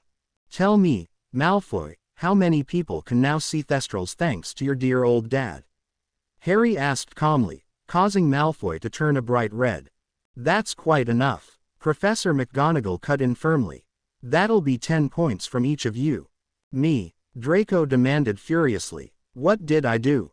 Knowingly trying to instigate conflict, she stated bluntly. Now, everyone make your way to Hogsmeade, unless you'd all rather go back inside and do your homework. She asked lightly. Everyone took that as their cue to start heading off. Harry patted the thestral one more time before walking over to the carriage. Milady, Harry said, opening the door for Fleur and offering her a hand. Such a gentleman, she smiled before taking his hand and stepping into the carriage. He climbed in after her. So, I've heard great things about this Hogsmeade. It's pretty good, Harry nodded just as the carriages started moving. It's made entirely of wizards and witches, plenty of shops and nice views. It's usually quite calm, Harry added. You got an equivalent in France? He asked. What are you planning to do to Malfoy? He mentally asked Venom whilst listening to Fleur. Me, Venom asked innocently. I'm not going to do anything to the beyond brat, though I do know someone who might be less inclined to ignore him. Potter is really getting out of hand, Draco complained as he and Pansy walked in the direction of the Shrieking Shack, followed by his ever-faithful allies, Crabbe and Goyle. I know, Pansy agreed instantly. The stupid half-blood thinks he's the next coming of Merlin or something. All because he beat that stupid dragon, Draco scowled. Pansy wasn't his first choice of girls, she wasn't the best looking in their year, nor was her voice anything that he enjoyed listening to, but at least the girl was smart enough to listen to Draco and obey, unlike the others. Draco knew that the girl was hoping he would ask her out, that the two would become boyfriend and girlfriend and eventually husband and wife. Unfortunately for her, that wasn't going to happen. Sure, she was fun in more ways than one, but she was nowhere near pretty enough to be a Malfoy bride. Besides, She didn't know that Draco had already had a marriage contract with Astoria Greengrass, a Slytherin girl a couple of years younger than them. She was far prettier than Pansy. Still, Pansy would at least be good practice for his wedding night. It's not like she could complain. She didn't love him either, just his money and name. He was pretty sure that was the only reason the girl hung out with him. With that being said, the main reason he kept her around was because he liked having someone who would agree with him and do whatever he wanted. I bet Dumbledore probably helped him in some way, Pansy said with a glare on her face. He probably fed the dragon something that weakened it. That's the only way that Potter could beat it. Perhaps. Draco frowned. Unfortunately for him, while Pansy did agree with everything he said, she was barely less dim-witted than Crabbe and Goyle on their best day. It would be a real problem if he ever kept her around for her opinion. Even if Dumbledore had weakened the dragon for Potter, it didn't change the fact that the thing was still a giant killing machine capable of swallowing even that oaf Hagrid in a single bite, nor did it change the fact that it probably weighed a good few tons and Potter still managed to throw it around the entire stadium like it was a bloody quaffle. The mere thought of the Gryffindor Golden Boy was enough to sour his mood. Though he was sure it was going to be better soon, a lot of Muggle-borns always liked to visit the shack, and Draco was in the mood for some fun. A grin spread across his face as he imagined practicing a few new spells he had learnt on them. So happy he was that he didn't even notice that Crabbe and Goyle were no longer following him. "Be quiet," Draco told Pansy as they stopped near the shack, hiding behind a couple of bushes. The pair pulled their wands out when they spotted a couple of third-year Muggle-born girls staring at the shack. "Supposed to be the most haunted building in the country," one girl said to the other. "Yeah, but how's it any different from Hogwarts ghosts?" the other asked, earning a shrug from the first. "Whatever, come on, we have to meet Julia in the Three Broomsticks," she said before the pair started walking away. "Oh, this will be good," Draco chuckled as he aimed his wand in their direction. "Ready, Pansy?" he asked, waiting for a reply. "Pansy?" he asked again. "Pansy?" he asked once more, irritated. Turning his head he blinked when he saw that Pansy was not here. "Pansy," he hissed as he stood up and looked around, wondering where she had gone. "Pansy," he called, looking around, not seeing any sign of her. Looking back, he saw the Muggle-borns had already gone far enough away that he probably couldn't hex them. But now, he had bigger problems as he realized that Pansy was not here, nor were the other two imbeciles that hung off of him. "Where the buggering hell did you ******ers go?" Draco demanded before a groaning noise reached his ears. Draco looked up and froze when he finally found Pansy. The girl in question was draped all over a tree branch with her wand arm bent at an odd angle, clearly unconscious with claw marks on her back, blood dripping down from those marks and staining the snow below. Draco took a step back as his mind tried to process what was happening. He was about to open his mouth when he felt something grab his legs. In the blink of an eye, Draco fell to the floor and was pulled back by whatever it was that had grabbed him. The boy had dropped his wand when he fell and had barely managed to grab it before he started being dragged. "Get off me!" Draco screamed, unable to even look back as all the snow kept hitting him in the face. Eventually, whatever it was that had grabbed him let go and Draco ended up going another couple of meters back before finally skidding to a halt. The Malfoy heir let out a pained groan as he stood up, his whole body in pain from being dragged. He forced himself up to his feet, only to gasp when a searing pain erupted from his right leg. Whatever had grabbed him had not been gentle. He could barely stand. What the hell? He wondered eloquently as he looked around before realizing that he was now only a meter or so away from the bloody shrieking shack. "Oh shit," he gasped, ready to run when a pair of long, red limbs slammed into the ground in front of him, causing him to stumble back and land on his butt. Looking at the giant tentacle-like limbs in front of him, his gaze followed them up to their source and he damn near shit his pants at the sight that had met him. Sticking to the side of the shrieking shack like some kind of nightmare spider was a large red creature with the body of a bird, though he knew of no bird that was the size of a small elephant. The creature's head had a razor-sharp beak filled with teeth as big as his arm, and several other tentacles came out of its body and attached to the building it was perched on. It appeared to be made of some horrible-looking red goo that looked like it was constantly moving, The creature's jagged white teardrop-shaped eyes were locked right on him with a scary focus. What the F***? Draco found a new burst of energy and quickly got to his feet. He fired a curse at the creature who leapt off the building with a speed not possible for something its size and landed in front of him. What are you? Draco shrieked as he took several steps back. Carnage. The creature hissed. Why do you want to kill me? Draco asked shakily as he backed up into the shack. Not kill. Father doesn't want you killed, only maimed. The creature told Draco, who paled as he heard this monstrous thing sound disappointed it couldn't kill him and downright cheerful at the idea of hurting him. That. Draco turned and rushed to the door of the shack and ran in, shutting the door behind him. He locked it with the strongest locking spell he knew before rushing for the first set of stairs in front of him. He had barely gotten halfway up the first flight of stairs when he heard a loud knocking on the door. Little pig, let me come in, the creature sang in a menacing voice. Did it just call me a pig? Draco asked himself, sounding quite confused. He didn't get an answer as a second later, the creature burst through the door. It spotted him and let out a bone-chilling roar. Draco screamed before he continued rushing up the stairs. He got to the second floor and booked it down the hallway, hearing the creature causing plenty of damage downstairs as it followed him from below before it burst through the floorboards in front of him, causing Draco to slide to a stop as the thing hung upside down from the ceiling above and stared at him. Squeal for me, pig, Carnage grinned at him. Draco squealed. And that one too, oh and that one as well. I must have that one, Fleur stated as she walked around the chocolate shop that Harry had brought her to, picking up many pieces of chocolates and putting them into the basket that Harry was holding for her. The boy who lived dutifully stayed silent as his date went through the store, grabbing chocolates at random. Some she would instantly toss into the basket, others she would inspect and read the packaging before either tossing them in the basket or putting them back on the shelf. Oh, you must try this one, Harry, she insisted as she picked up a chocolate bar that read, Wonka, on it and then dumped 5 of them into the basket. My reservations regarding this girl are slowly disappearing, Venom stated. Harry could practically feel the symbiote's eyes scanning the whole shop. Fleur, Harry called, causing the girl to look from her inspection of a bag full of chocolate-shaped animals. Do you want some of these? He asked, pointing to some heart-shaped chocolates on a nearby shelf. Fleur smiled brightly at him before nodding her head. Harry smiled as he dropped the chocolate into the basket. Merci.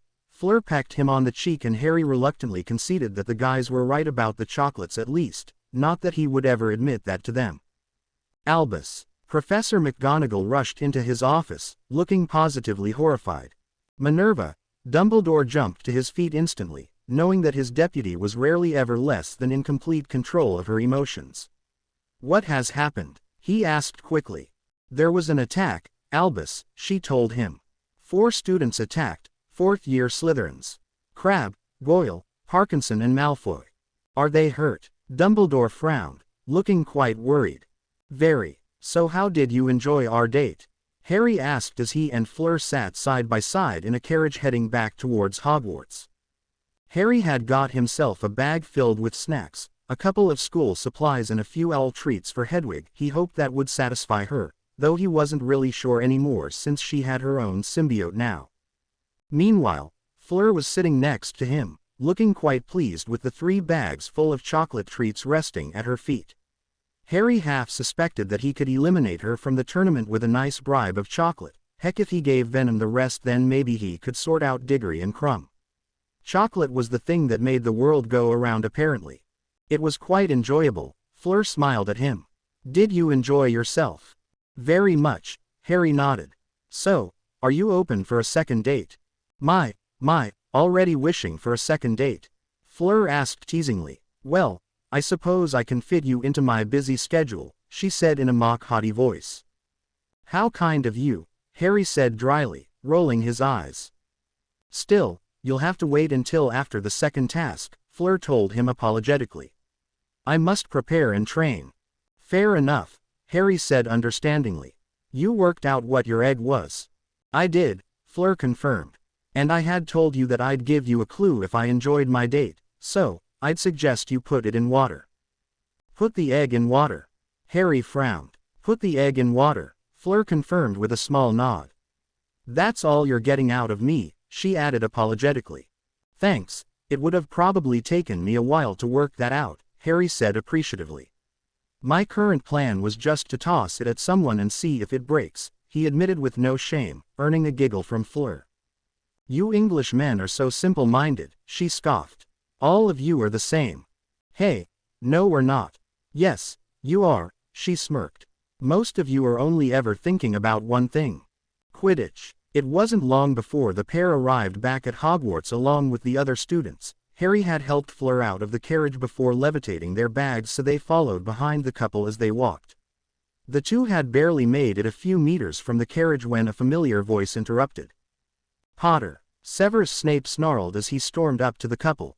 Where were you in Hogsmeade? He demanded, stopping in front of them. I don't really see how that's any of your business, Harry said, staring at the man with an unimpressed look. May we help you, Professor? Fleur asked in a polite voice.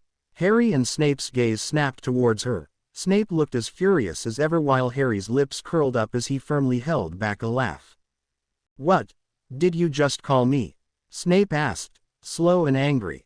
Professor, Fleur repeated, adopting a confused look and tone of voice. Is that not your name? She asked, perfectly innocent while a few people in the crowd snickered. No, it is not. Snape glared at her. But that boy said that was what you were called, Fleur frowned. What boy? Demanded Snape. The little bee-owned boy in Harry's year, Fleur answered, still speaking in her innocent voice. The one in the green uniform. I heard him before the ball, saying that the potion teacher is a. Is that not some English name? Okay, I definitely like her now, Venom told Harry. Snape glowered at Fleur before snapping his attention back to Harry. Where were you in Hogsmeade? Snape repeated angrily. What's it to you? Harry replied, rolling his eyes. We have a very good thing going where we ignored each other's existence, let's not ruin that now. Draco Malfoy was attacked along with his friends, Snape sneered at him. In Hogsmeade. Congrats to him, what do you want me to do about it? Harry said in a bored voice. Are you implying that Harry attacked the little bee-owned boy? Fleur asked with disbelief. I know you and Mr. Malfoy don't like each other, Snape told Harry, ignoring Fleur. If I find out that you're responsible for his condition, then I will personally make sure you have a one-way ticket to Azkaban. With how easy you can get out, I'm sure I wouldn't be there for more than a day, Harry snorted. Yeah, I don't like Malfoy, but unlike everyone's favorite potions master, I do not waste my time with infantile grudges because my time is actually valuable and I have better things to do. Harry was with me the whole time, Fleur cut in when she saw Snape open his mouth. We did not see this, Draco Malfoy, at all. Draco Malfoy, Snape corrected her with a glare. Him either, Fleur nodded, causing Harry to smile. The girl is an acceptable replacement for Tonks, Venom decided. Though let's get Tonks as well. I don't see what the big fuss is about anyway, Harry spoke up. So Draco ran his mouth and probably got hexed or whatever. How's that any different from normal? Mr. Malfoy was not simply hexed. Snape snapped at him. He is in St. Mungo's hospital as we speak. What happened? Hurt his throat calling for daddy. Harry drawled. Like I said, I, unlike you, have better things to do with my time than waste it on pointless grudges. Now, in case it wasn't really obvious to you, you're interrupting my date. Excuse us. Harry tried to walk past Snape only for the man to grab him harshly by the arm. If I find even the slightest bit of evidence that you were involved, then I will make sure that you are punished, Snape growled. Let me kill him, let me kill him, let me kill him, Venom chanted. You've got just about 3 seconds to get your hand off me before I make what I did to that dragon look kind, Harry warned him, staring him dead in the eye. 3. Don't think for a moment that you can. 2. Potter. 1. What is going on here? A voice interrupted as Professor McGonagall arrived on the scene. Snape's being mean to me, Harry called in a childish voice, gesturing to the man who was still grabbing his arm.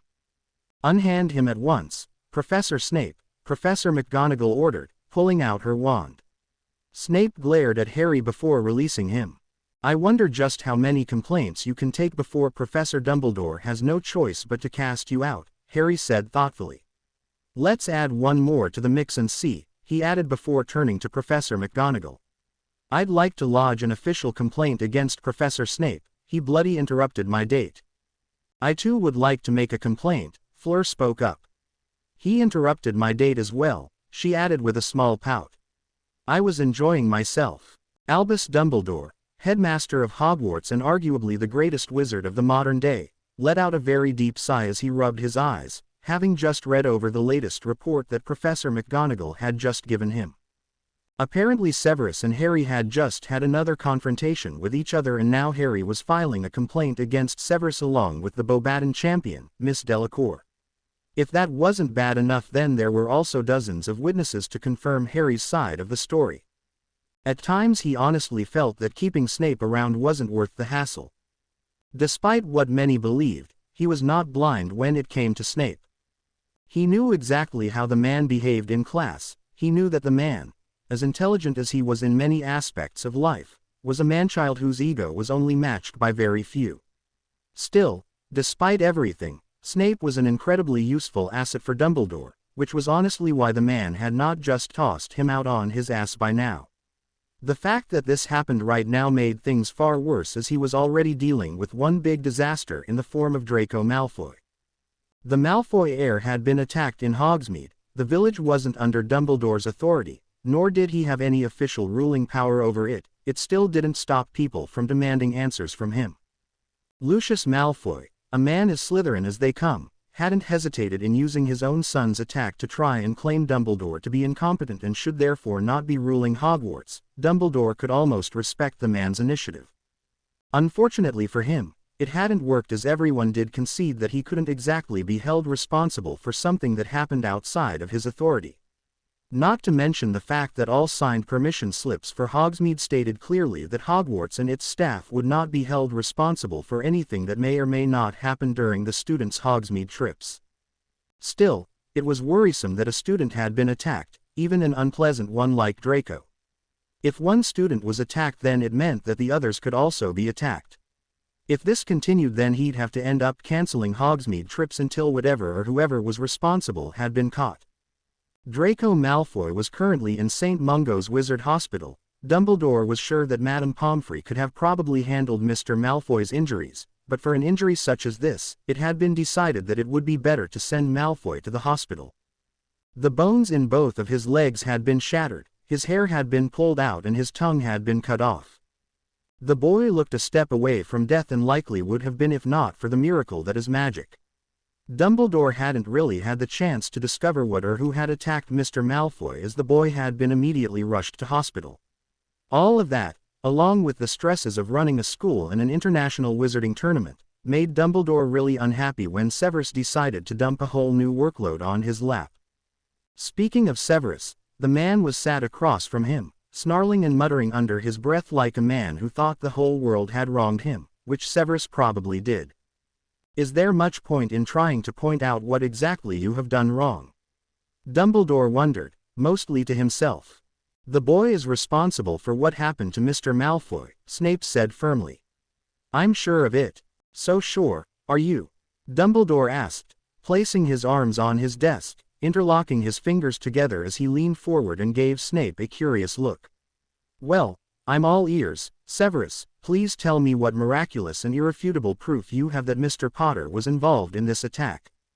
Is there much point? Snape asked sourly. You seem to have already made up your mind regarding the boy's guilt. You speak as if young Harry wasn't the first name that jumped to your mind when you discovered that young Draco had been attacked, Dumbledore said, a hair's breadth from rolling his eyes. Both of us are aware that Draco Malfoy has made many enemies in this school. Everyone from first-year's Muggle-borns to some of your own Slytherins have grudges against the boy. Not many of them have the power or ability to take out that many students whilst also seriously injuring Malfoy to such a degree and get away without a scratch. Snape countered. You saw what Potter did to the dragon. I am also capable of similar levels of damage, as are you, Dumbledore replied calmly. Damn it, Dumbledore. You know full well that everything in this school is connected to that blasted boy. The Philosopher's Stone, the chamber, that swine, Black, and now he's entered into the bloody Triwizard Tournament. I suppose it was also he who was responsible for the house elves mixing up pepper with salt that one time. Dumbledore asked lightly. Fine, Snape sneered at him. Make your jokes, I know that Potter was at least partly responsible and I will prove it. No, you will not, Dumbledore said firmly. Right now, I am giving you two options, fix up or get out. What? Snape stared at him like he had never seen him before. If needs be then I will have to recruit a new spy, it would be hard work but not impossible, Dumbledore said to himself thoughtfully. You can't just replace me, Snape said, standing up and slamming his hands on Dumbledore's desk. After all the things I've done for you, after all the sacrifices I've made for you, I too have done many things for you, Severus, Dumbledore cut in. Case in point, you are currently living in a cozy portion of Hogwarts Castle with a more than decent salary instead of Azkaban Prison's special guest room. Or if you need a more recent example then how about me keeping you out of prison again? How about the dozens of complaints that I've brushed aside in favor of you? How about the many valuable favors I've lost helping you? All of these things I have lost simply because you are incapable of letting go of a childhood grudge. Every day my enemies are chipping away at my reputation because of the amount of things I've had to do for you, and with every chip I lose more and more influence and power. Valuable influence and power. You joined me in the first place because the woman you loved had been put in danger. The fact that you were the one who put her in danger has seemingly not taught you that you're not half as smart as you seem to believe. He added, causing Snape to look like he had been slapped hard. I've received reports of your grudge against Mr. Potter ever since his first potions class. Severus, trust that I and the whole of the bloody wizarding world are aware of how you treat the boy. He didn't come prepared for my class, Snape protested indignantly.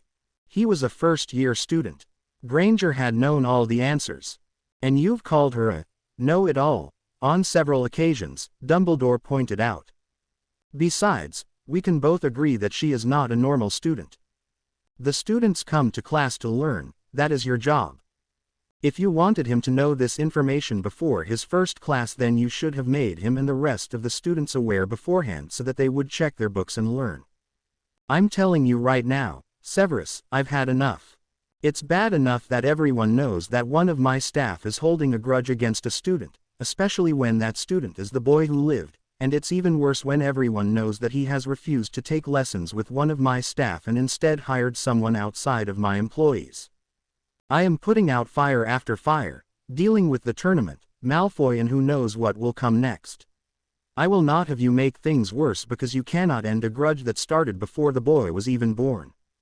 If you say so, Headmaster, Snape said through gritted teeth before standing up and storming out of the room. Dumbledore let out a deep sigh. That man was a lot of hard work. Despite what he told Snape, he would not be replacing him anytime soon. A good spy was hard to find, especially one who had the ability to stand against Voldemort's prowess in the mind arts. That's not to mention how valuable the man was as a potions master. Snape was the youngest ever potions master for a reason. The man could probably make several complicated potions in his sleep. All of that, along with Snape's skill with a wand, made him far too valuable to get rid of. However, that didn't stop him from wishing the man would fix up. What the hell? Harry blinked as he pulled his head out of the sink. After having received a clue from Fleur, Harry did as any normal wizard would do and magically expanded his dorm's bathroom sink so he had enough space to put in the egg in his head. He had put his head in and opened the egg, only for it to blurt out that poem. I do not like poetry. Venom frowned as his head appeared next to Harry's, hanging off a tentacle that sprouted from Harry's left shoulder. Me either, but that's beside the point, Harry said with a small shake of his head. The poem's a clue. We must face a foe, Venom said thoughtfully.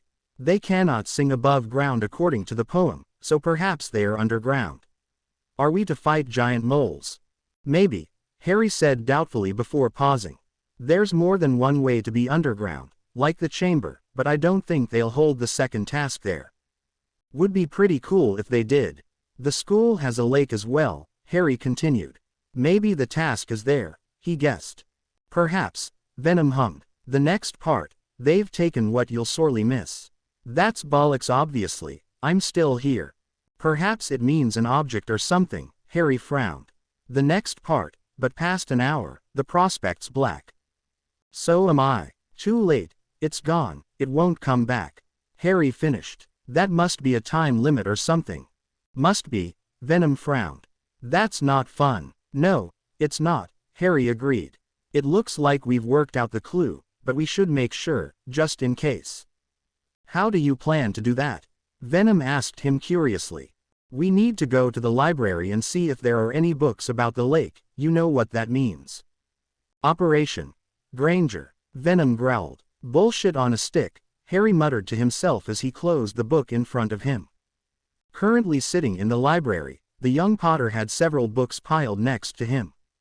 He had read through them all, trying to find as much information as possible about the Great Lake aka Black Lake. So far, he suspected that the theory that he and Venom had come up with was correct. The lake had several creatures that lived in it. Most weren't deadly to humans, but a few were. One of the creatures that lived in the lake was the merpeople, a sort of half-fish and half-human hybrid that according to the book could not speak above water and would simply make a screeching noise, a noise that Harry was willing to bet was a lot like the screeching from the egg. So, what to do? Venom asked Harry. First things first, we need to figure out a way to breathe underwater, Harry mentally replied. I have that sorted, Venom assured him. Next problem. We'll need to brush up on spells that could help us in the lake, Harry decided. We'll need to make a backup plan in case you can't keep me breathing. I'm sorry, are you doubting me? Venom asked, sounding mildly offended. Merely preparing for worst-case scenarios, Harry responded easily. Now, the question is what will they take that I'll sorely miss? Well, they can't take me, Venom said confidently. Carnage definitely won't go, not without a bloodbath at least. Venom couldn't help but add. Harry made a mental note to talk to Hedwig about not killing any potential idiots who tried to put her underwater, tempting as it might have been. Maybe something else important to you, your broom perhaps. I do like my broom, Harry frowned. It's a high-quality broom, Venom replied. Maybe you can let your girlfriend take a look at it. Far sooner than Harry would have liked, the day of the second task arrived. Which was why dozens of students were gathered around the Black Lake, sitting in stands that were definitely not there a few days ago. The judges were all comfortably sat up on some watchtower that had been built for them. Cunts, Venom decided to comment. The champions all gathered around on a temporary dock that had been built. Cedric and Crumb were dressed the same as they both wore shorts and a tank top, red for Crumb while Cedric had yellow and black colors. Fleur wore a modest blue one-piece. It was quite attractive, as proven when a lot of boys had cheered and whistled at her, not that she appeared to notice as she stared at the lake with a pale face. Harry himself was wearing simply a pair of black shorts. Magic kept him warm enough that he didn't see a point in wearing a shirt. He himself had gotten a few cheers when he took his shirt off. He stared at Fleur who had given him barely a smile when he removed his shirt before she pulled her attention back to the lake. What did they take? Harry whispered to her, earning a surprised look from the beyond. Not what, she said eventually. They've taken my sister. They what? Harry blurted out before looking at the other champions. Cho, Cedric frowned. I believe they have taken Hermione, Crumb frowned. Ignoring Crumb's horrible pronunciation of the person that he'd supposedly missed the most, he looked around, trying to spot anything out of the ordinary. He could see Luna, reporter's hat and all, along with the members of the Quidditch team. Tonks was still here as well, standing close to Madame Pomfrey, doing her job along with the other oars that were spread out everywhere. So who was he supposed to get then? Another quick look around and he spotted that a certain someone was missing. Oh, you've got to be kidding me, Harry muttered before Ludo's voice boomed out. Welcome one and all to the second task of the Triwizard Tournament. The former Quidditch player cheered, and a few moments of applause followed before he continued speaking. Now, each and every champion is tasked with going down into the lake and retrieving that which they will miss the most. Inside the lake, suspended in deep sleep, are 4 hostages. He said dramatically, causing several audience members to gasp. They have a maximum of 1 hour each to retrieve their hostage and return to the docks. Champions, are you ready? The task will begin soon. Ready everyone. The task starts in 3, 2, 1.5, go. The other 3 champions all pointed their wands at their heads and started casting spells of some sort, but Harry didn't bother with that and simply leapt straight into the lake. He had barely got a few meters deep when Venom covered him and turned him invisible. The two shot through the lake, swimming at such great speed that there was no way that the other champions could physically catch up. It took only a few minutes, but the pair eventually found themselves near an underwater village. Venom retracted himself back into Harry's body, save for a piece of himself that covered Harry's mouth and nose. Harry pulled out his wand and slowly swam towards the village, cautiously. The village was made up of coral, various sea plants and large rock formations. In the center of the village, Harry spotted the hostages.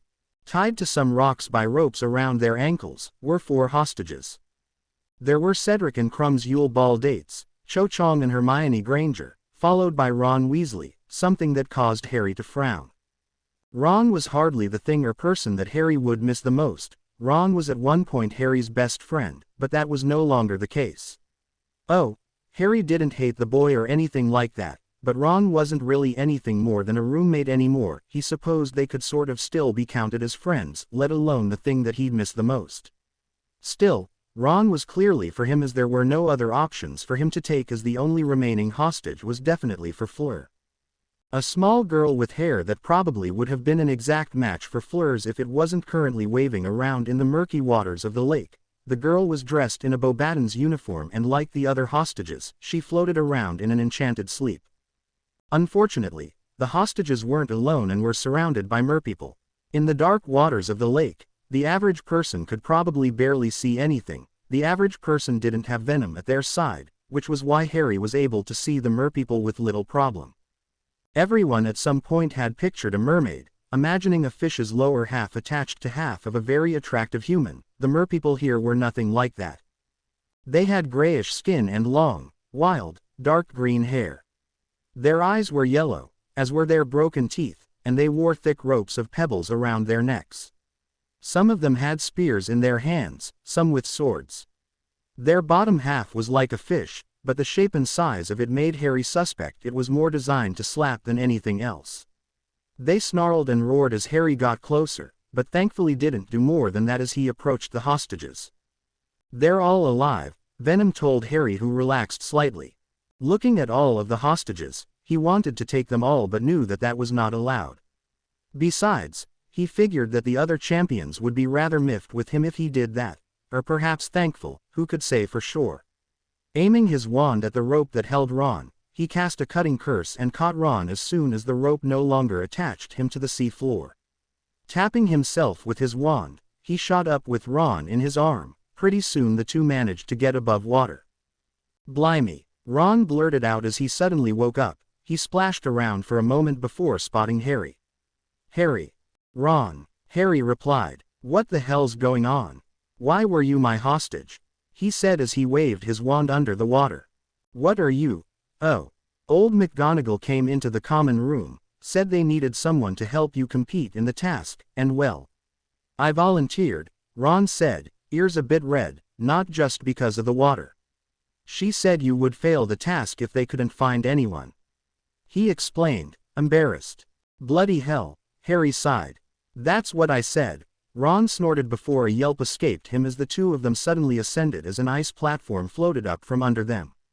"Is that you? Who do you think it was?" "Merlin." Harry chuckled before tapping the platform and sending it moving back towards the dock. "Wow, I know you're good at magic, but now you're just showing off," Ron said in an amazed voice. Harry barely stopped himself from laughing. It was true, he had always been decently good at magic. But ever since having Venom come into his life, he had found it much easier to learn. He supposed it was helpful to have an alien remember everything he forgot. But it was more than that. Ever since Venom came into his life, his head had been clearer, his memory had been better, and he'd generally just been able to think more. Pretty soon they were more than halfway back. Trouble," Venom said, directing Harry to look down. "Fleur is down there, being attacked by something." Venom had barely finished speaking when a large red spell shot out of the water in front of them. What the bloody hell was that? Ron gasped. Trouble, Harry said, standing up. Stay on the ice, it'll take you back. I'm going to go and help, Harry said, jumping into the water before Ron could say anything. Diving into the water, he quickly swam down where he finally spotted Fleur. The young witch had a panicked look on her face as she was being swarmed by a pack of Grindylows. The Grindylows were about 3 feet tall each, the tallest one he could spot was about 4 feet. They were a sickly green color with pointy horns on their heads, and they had octopus-like tentacles and sharp teeth along with thin arms that had long, spindly fingers. The horrible little water creatures had grabbed Fleur, one even being smart enough to hold her arm so her wand was pointed away from them. Blood floated around her and Harry was pretty sure that the blood didn't come from the Grindylows. Aiming his wand, he cast a widespread revulsion jinx that caused the creatures to release her, a flick of his wand and they were blasted away. He swam over to Fleur as she flailed helplessly, her body covered in cuts as she held her hands against her neck, barely able to breathe. Grabbing her, he pressed his lips against hers, pushing in as much oxygen into her mouth as he could. Once she had calmed down enough, he separated and aimed his wand at her, casting one spell to remove the water that was drowning her before he cast another that sent her flying to the surface. Duck. Venom forced him to duck. A second later a Grindylow swam over his head, narrowly missing him. Some F***ers just can't take a hint, Harry thought to himself as the Grindylow swarm came back. Can I? Venom asked hopefully. Go for it, Harry nodded, waving his wand and casting a widespread freezing spell, not the ice one, immobilizing the Grindylows. Harry could practically feel Venom grin as several tentacles came out of Harry's body and grabbed the Grindylows. A large black mass appeared above Harry's stomach and a familiar pair of teeth came out of said mass. Venom's tentacles pulled the water creatures close before wrapping them all in a cocoon centered from Harry's stomach that hid them all from Harry's view. A few seconds later, the tentacles retracted back into Harry and there was not a single Grindylow left. Yum, the mouth by Harry's stomach grinned. Taste like sushi, Venom said before disappearing. How the F*** do you know what sushi tastes like? Harry thought before swimming up to the surface where he found a crying Fleur Delacour waiting for him. Fleur, are you okay? He asked the girl who seemed to have barely just regained to ability to breathe properly. No, no, she cried, grabbing him. My sister is still down there. I must go. Fleur, you're in no state for that, Harry told her. You're cut up and basically just one giant bruise right now. It's my sister, I must. No, I'll do it. Go back to the docks, Harry told her. I'll get her and meet you there, go on. But Harry, I'll keep her safe, I promise. Go, Harry told her before waving his wand. Fleur floated into the air before she found herself landing on a small block of ice. With a tap of Harry's wand, the ice block started taking her back to the docks. Fleur couldn't stop the tears that dripped down her face as she was brought back to the docks. She wasn't quite sure how long she had stayed on the ice, it felt like hours. When she got there, she barely noticed the dripping wet form of Ronald Weasley as she was pulled onto the platform by none other than that Tonks girl that she knew Harry had liked, or perhaps still liked. You okay? Tonks blurted out in shock, staring at the beautiful champion. The girl who always looked nothing less than perfection, now had several cuts of various sizes all over her body, several bruises, a face that was Weasley red and was crying so much tears that she could probably fill up the lake. Harry. Fleur sobbed just as Madame Pomfrey came over, waving her wand several times while pulling out a couple of potions from her belt. Harry, is he okay? Tonks asked quickly. Drink this, Madame Pomfrey ordered Fleur. Tonks waited with forced patience as Fleur downed the first potion. He saved me, Fleur hiccuped, tears still pouring out of her face. From the Grindylows, she cried out before Madame Pomfrey made her drink another potion whilst wrapping her up in a towel. He sent me back here. He's going to get my sister. That, oh Merlin, that sounds exactly like him, Tonks groaned. Oh, I hope he's okay. You and me both, Fleur sobbed, never in her life feeling so weak. I can't have him get hurt because of me, She trailed off, staring down at the ground. "He'll be fine," Tonks said, soothingly. Not really a tone that she was very experienced with, but she gave it her best.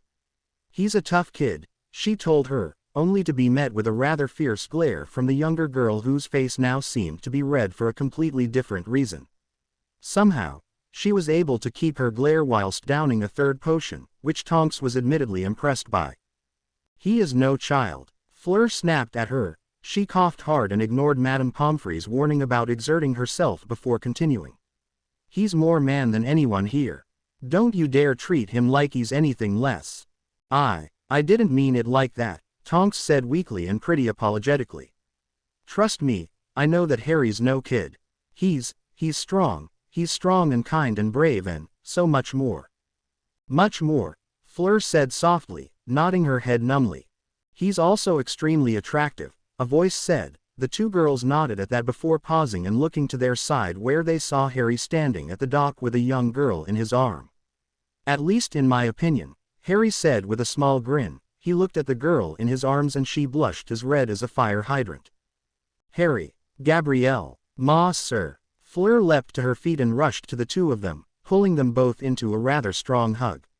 She lifted her sister out of Harry's arms and immediately began fussing over her, checking her for bruises while speaking so fast that the poor girl didn't even have an opportunity to respond before being pulled into another hug. "All right, Harry," Tonks grinned brightly as she walked over, handing him a towel. "Can't help but do the hero thing, Maybe you can join me in the Auror Force. I'll think about." Harry found himself cut off as Fleur grabbed him by the head and smashed her lips into his. He dimly heard the cheers and whistling from the audience as he placed his hands on her waist.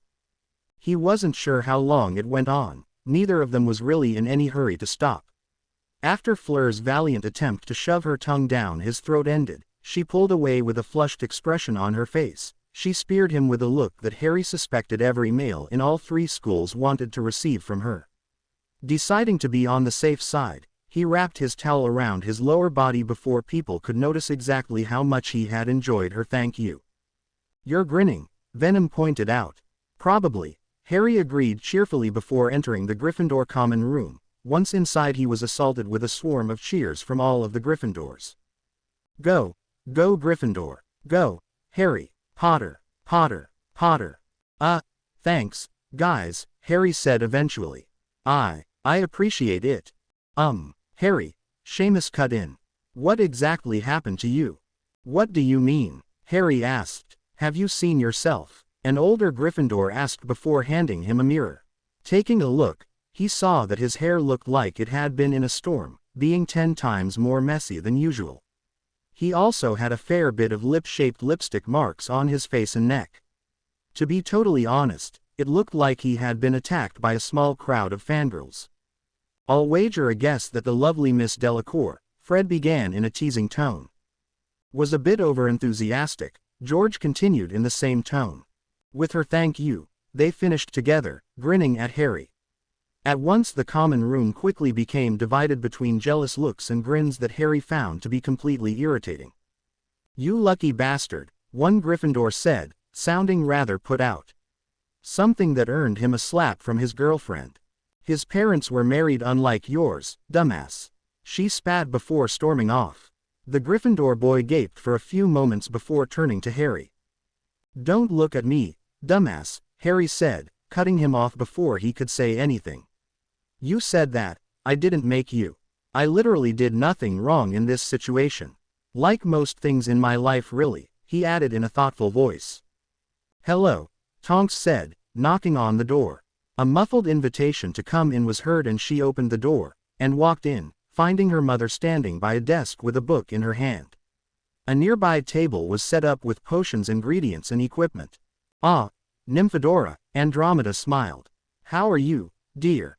she asked, ignoring her daughter's grimace at her name. "Fine, Mum," Tonks said with a small smile. "How are you doing?" she asked, walking over before plopping herself on top of a nearby desk. "Just setting up for Harry's potions class," Andromeda explained in a pleased tone.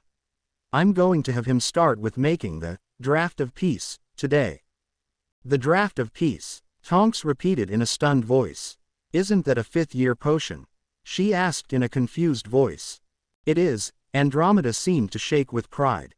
He's such a wonderful student, already advanced a year. It's an honest shame that so much potential talent was being wasted by a disgusting man who couldn't resist taking out an old grudge on his student. Yeah, Tonks frowned. Wasn't really fair for him to take it out on Harry. From all that she had heard, Harry was apparently treated worse by Snape than the way the man treats regular students, and that was already horrible enough. Snape had held a grudge against her for most of her Hogwarts career. Her first year he treated her like she was nothing more than a highly irritating pet that he had been forced to look after.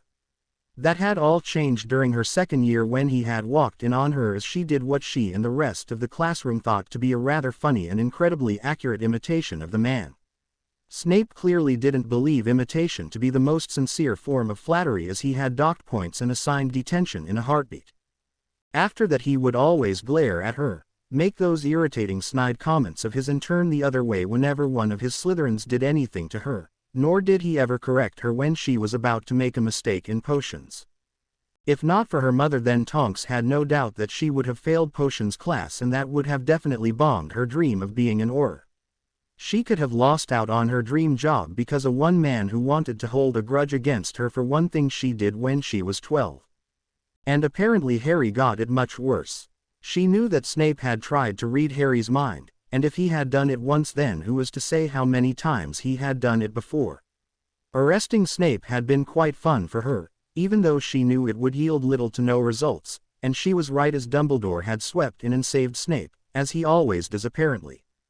Apparently Snape had some issues with Harry's dad, so naturally, the man-child had decided to take it out on Harry. The bloke hadn't even been born when Snape had met James Potter and knew barely anything about his father.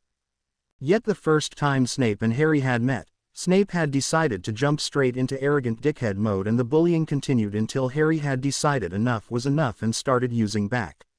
Something Tonks admired. She had never done that, at least not to the level that Harry had. I don't think many things in Harry's life are fair, Andromeda said with a matching frown. The thing I've heard, well, let's just say that young man surprises me. Lesser men would have turned dark, as the ignorant masses like to say. Yeah, Tonks sighed, hesitating for a moment before asking her mother an important question. Why do you call Harry a man? Why not a boy or a child? He's not that much younger than you, Nymphadora, Andromeda shrugged. Besides, I've met children before, dear daughter, he is no child. So I've been told, Tonks said, sighing once more. Dear, is there anything you want to tell me? Andromeda asked, staring curiously at her. Yeah, Tonks let out a deep breath, slumping forward slightly. You know, my dating history has been, well, it's been abysmal, Andromeda offered. Horrible, as good as a wit sharpening potion for a headless inferney. I was going to say, not the best, but sure, let's go with that, she said, sending a mild glare to her mother, who was naturally unfazed by it. It's just, whenever I try and meet a guy, it doesn't work out well. They all seem nice in the start, but it doesn't really take long for them to show their true colors. Usually when they ask me to change mine.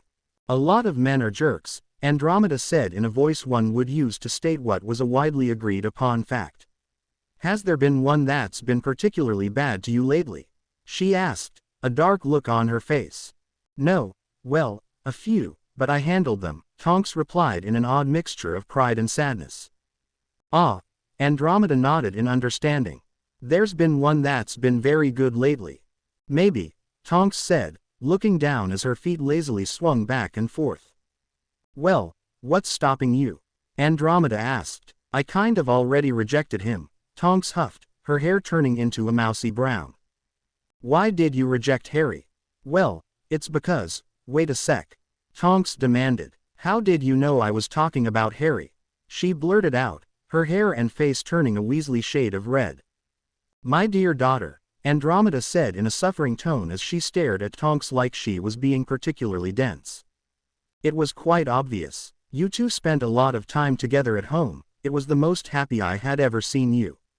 Harry clearly enjoyed spending time with you as well. He never once looked like he was even remotely bothered when he cooked for you or picked up whatever you had dropped on the floor. I saw the way the boy looked at you. Your father used to give me that look when we were in school, she said with a smile. He still does, thankfully. Harry's a nice guy, really, he is. Tonks jumped off the desk and started pacing in front of her mother. But he's too young, isn't he? She asked, her hair starting to revert back from red to brown. Honestly, Andromeda said with a rather unladylike snort. We're not muggles, Nymphadora.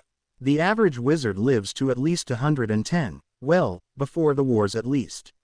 He's not that much younger than you. After a few years it wouldn't make much of a difference. Besides, who says that you need to go all the way? I'm sure you can wait a few years. That's not the point, she said, her hair turning back to bright red again. What will the people say? Since when did you ever care for proper appearance? Andromeda said with another uncharacteristic snort. I don't give a damn what everyone thinks about me, Tonks said in a frustrated voice. People have been spreading rumors about me since I was old enough to come to Hogwarts. I care about what people would say about Harry. He's been through enough as it is. I didn't want him to have to deal with the papers and all of his friends teasing and mocking him for being in a relationship with someone like me. Someone like you, Andromeda repeated in a cross voice as she glared at Tonks. There is nothing wrong with you, Nymphadora, besides your inability to notice what a fantastic name your brilliant mother has given you. As for Harry, the boy will be in the papers regardless. He is the boy who lived, like it or not, everything he does will be under scrutiny until the day he dies. Besides, as long as you're not breaking the law, the only two people who should matter in this relationship are you and Harry. Tonks let out a defeated noise as she wilted and leaned against the desk that she had originally been sitting on. I just wanted to protect him. I didn't want to hurt him, I was only trying to keep him safe. I was trying to tell myself it's all for the best, but now I don't know. I feel like I lost him. Because he's in a relationship with that French girl? Andromeda asked, raising an eyebrow. You do know that British laws do allow polygamy. Only for men. I know, Tonks said, too tired to even protest how stupid and or sayist that was. But I'm not going to just go up to Harry and say, hey, I know I rejected you and all, but now that you're in a relationship with that stunning French bird, perhaps you'll consider letting me join in. That won't work. Especially since I don't know if his current girl would agree. You'll never know if you don't try, Andromeda shrugged. Still, I think you two make a great couple. Certainly better than some of the other boys you've met over the years, like that lad with the Cyclops tattoo. What was his name? You mean Tyson? Tonks asked. Before Andromeda could respond, a knock came from the door. Come in, Andromeda called. A second later Harry walked into the room. Hi guys, Harry greeted as he walked over. Hi Harry, Tonks said with a sad smile before she frowned. Harry, you've got a bit of red on you, she informed him before pushing off the desk and walking to the door. Anyway, I'll, leave you both to it. See y'all later, she said awkwardly before exiting the room. Red? Harry asked Andromeda. The lip-shaped red on your head, she answered, pointing at his forehead. Damn it, Harry groaned. He had hoped that he had wiped it all off. It was hardly his fault that Fleur had decided to catch him on the way to class. However, he wasn't really complaining as he very much enjoyed the high amount of affection that the French girl seemed determined to give him. Turns out, saving Avila's close family member yields immense and highly enjoyable benefits. Who knew? Still, he would appreciate it if she could time it better. There you go, Andromeda waved her wand and cleaned him up. Thanks, Harry said with a small blush. I was also young once, she cut him off with an amused smile. No need to explain. Well, still, thank you, he said, scratching the back of his neck. Should I start preparing my ingredients? He asked, blatantly trying to change the subject. You do that, Andromeda nodded. Harry nodded back and went to the potions desk. Though, if you could indulge me, I'd like to know something. If you don't mind, that is. Sure. Harry shrugged before starting to organize everything in front of him. How much of that did you hear? Andromeda asked bluntly. Harry blinked before looking up at her. He stared at her and met her knowing gaze for a moment before he answered. Everything from, "What will the people say?" Harry told her honestly. He hadn't actively been trying to listen in, but Venom had been in good luck trying to stop him. "I've got to ask though, a Cyclops tattoo. The less said, the better." Andromeda rolled her eyes. Her past choices in suitors leave a lot to be desired. But, she was lonely. She thought they wanted her for who she was, instead they only ever saw her for what they wanted her to be. "I know the feeling," Harry frowned. "I'm sure you do," Andromeda said softly. "I meant what I said, I think the two of you would be a good couple.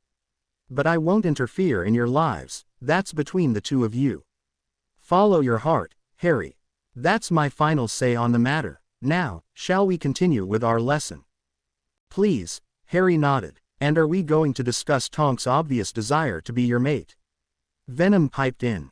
"No, I want to concentrate on this lesson and then I want some time to think," Harry said firmly. "If you say so," Venom replied in an agreeable tone, understanding that this was hard for Harry. Still, he considered himself to be Harry's family, and family as far as he knows are supposed to help each other. Venom could admit that he was starting to grow fond of the Vila girl. She wasn't irritating for him personally and Harry seemed to enjoy her company. Her affinity for fire would have at one point bothered, not terrified or scared, "Thank you very much," him, but he was no longer worried about that. The more people Harry had in his corner, the more powerful he and Harry would become, and Fleur Delacour was no lackluster witch. Venom also enjoyed the delicious emotions Harry gave off in her company. The boy truly did like her, just like Tonks.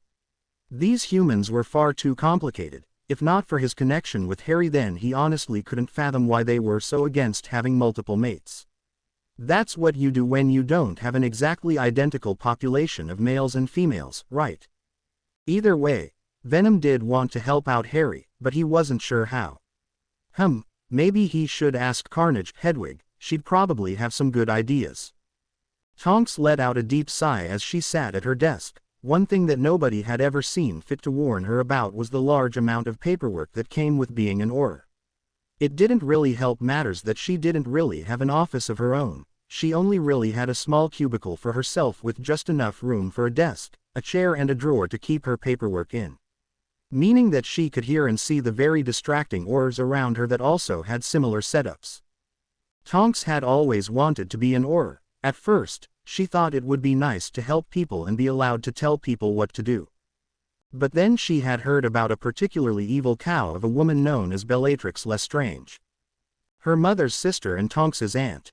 Apparently, the woman was one of the most infamous dark witches of all time, and you know whose right hand after Sirius Black, or at least she was until Sirius had been proven innocent. Hearing that she was related to such a horrible woman had made Tonks feel sick at that time. She had used that feeling as motivation and made her way into being an Auror so that she could help the people of the wizarding world, hoping that she could maybe make up for what her aunt had done, maybe even just balance the scale a little. Yet, sitting here, filling another report, she couldn't help but feel like she had done squat since joining. Sure, she had stopped some low-level criminals, but that was it. Even then, a small percentage of those criminals were back out on the street thanks to bail, accidental errors, bribes. Not that anyone here does that or suspects someone like Fudge of doing that, or simply because they were the right sort. Instead of helping people, she had to fill in reports while scum got free rein to do whatever they wanted. "Tonks," Kingsley said as he walked over to her. "You've been called into the head Auror office." "What?" Tonks groaned. "What does he want now?" "I don't know," Kingsley said apologetically. "But I'd say it's best to just get it over with." "Yeah," he suggested, patting her on the shoulder. "Might as well," she sighed before standing up and walking over to the office of Rufus Scrimgeour, the head Auror. He was a man who had been in the game for a pretty long time. He'd started at the very bottom and had scratched and clawed his way all the way up to the top. Well, second to the top as far as the Aurors were concerned, as Madame Bones was technically above him. Once she stopped outside of his door, she took a deep breath and knocked. "Enter," he called. She opened the door and poked her head in, finding him sitting at his desk and signing some papers. He looked rather like an old lion with gray streaks in his mane of tawny hair. He had bushy eyebrows along with a pair of keen yellowish eyes and wore wire-rimmed spectacles. He was dressed in an immaculate suit as always. His office was just as stuffy as he was, holding only the most basic of things like furniture and books and such. The only noticeable things were the awards he had pinned to the wall behind him. "You wanted to see me, sir?"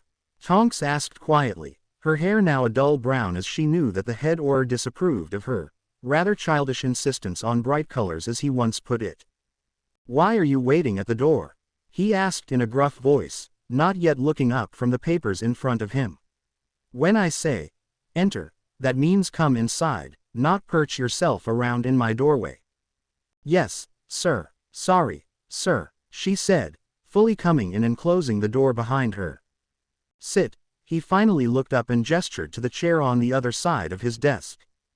"Yes, sir." She walked over and with a decent amount of grace, parked herself in the chair while Scrimgeour finished organizing his work. She didn't say anything, waiting for him to finish. Once he was done, he steepled his fingers together and leaned back in his chair, staring at Tonks critically. "Do you know why I have called you in here, Auror Tonks?" he asked in a slow voice. "No, sir, I'm afraid I don't," she said, shaking her head lightly. "You've been stationed at Hogwarts for quite a decent time now, correct?" he asked. "Yes, sir," she nodded. "It hasn't been too difficult for you, has it?" "No, sir," she shook her head. "You are sure? You've not had any difficulties in there? Nothing too hard or dangerous there?" No, sir."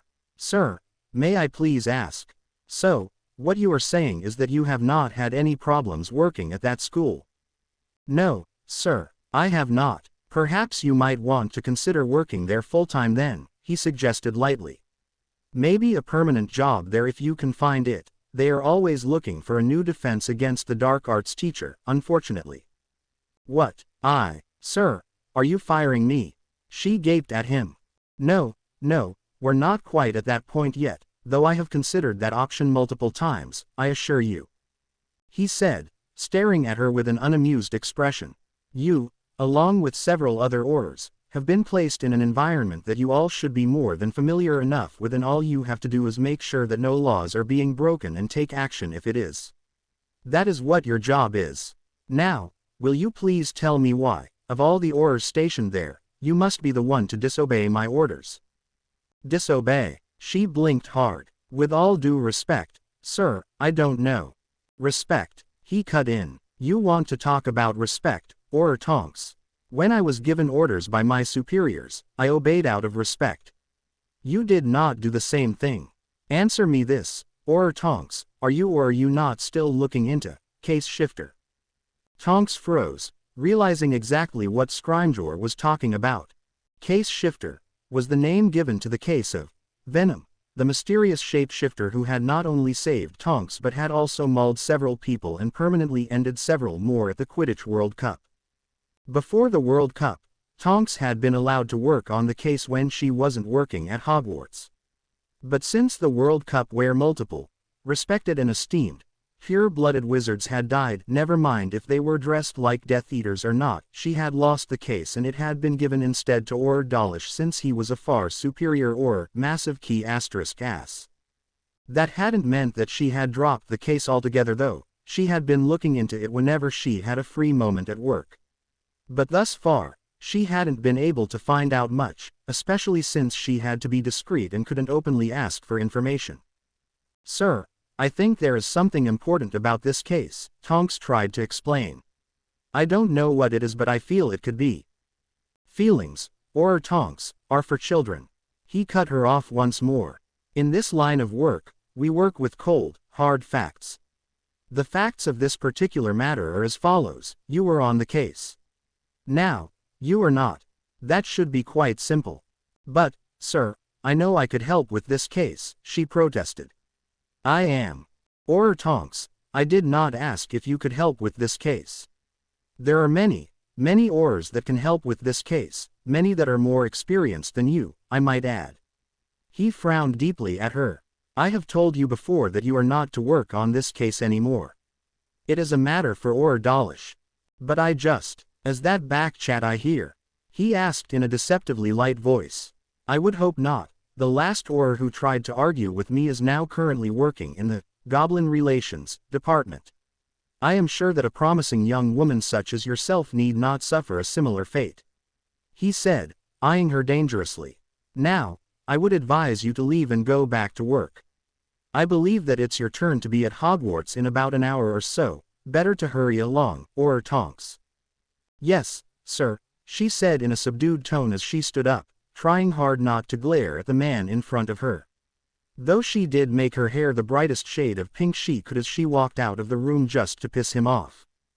Will he be okay? Narcissa Malfoy asked in a worried voice.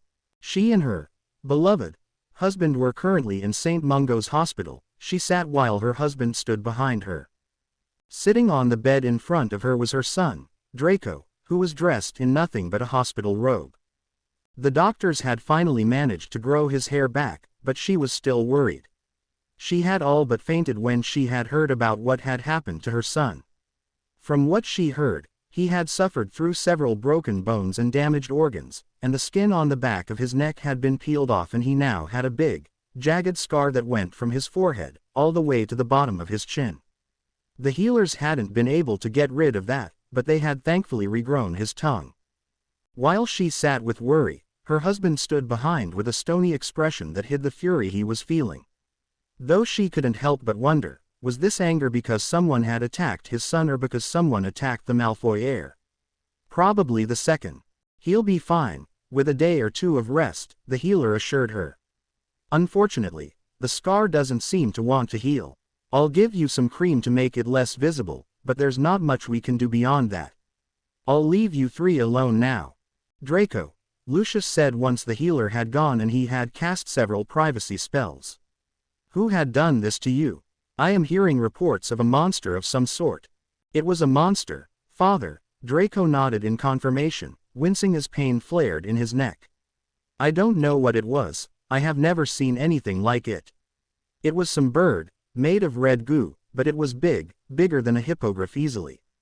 It called itself Carnage. Carnage, Lucius repeated softly, a thoughtful look on his face. Why did it single you out?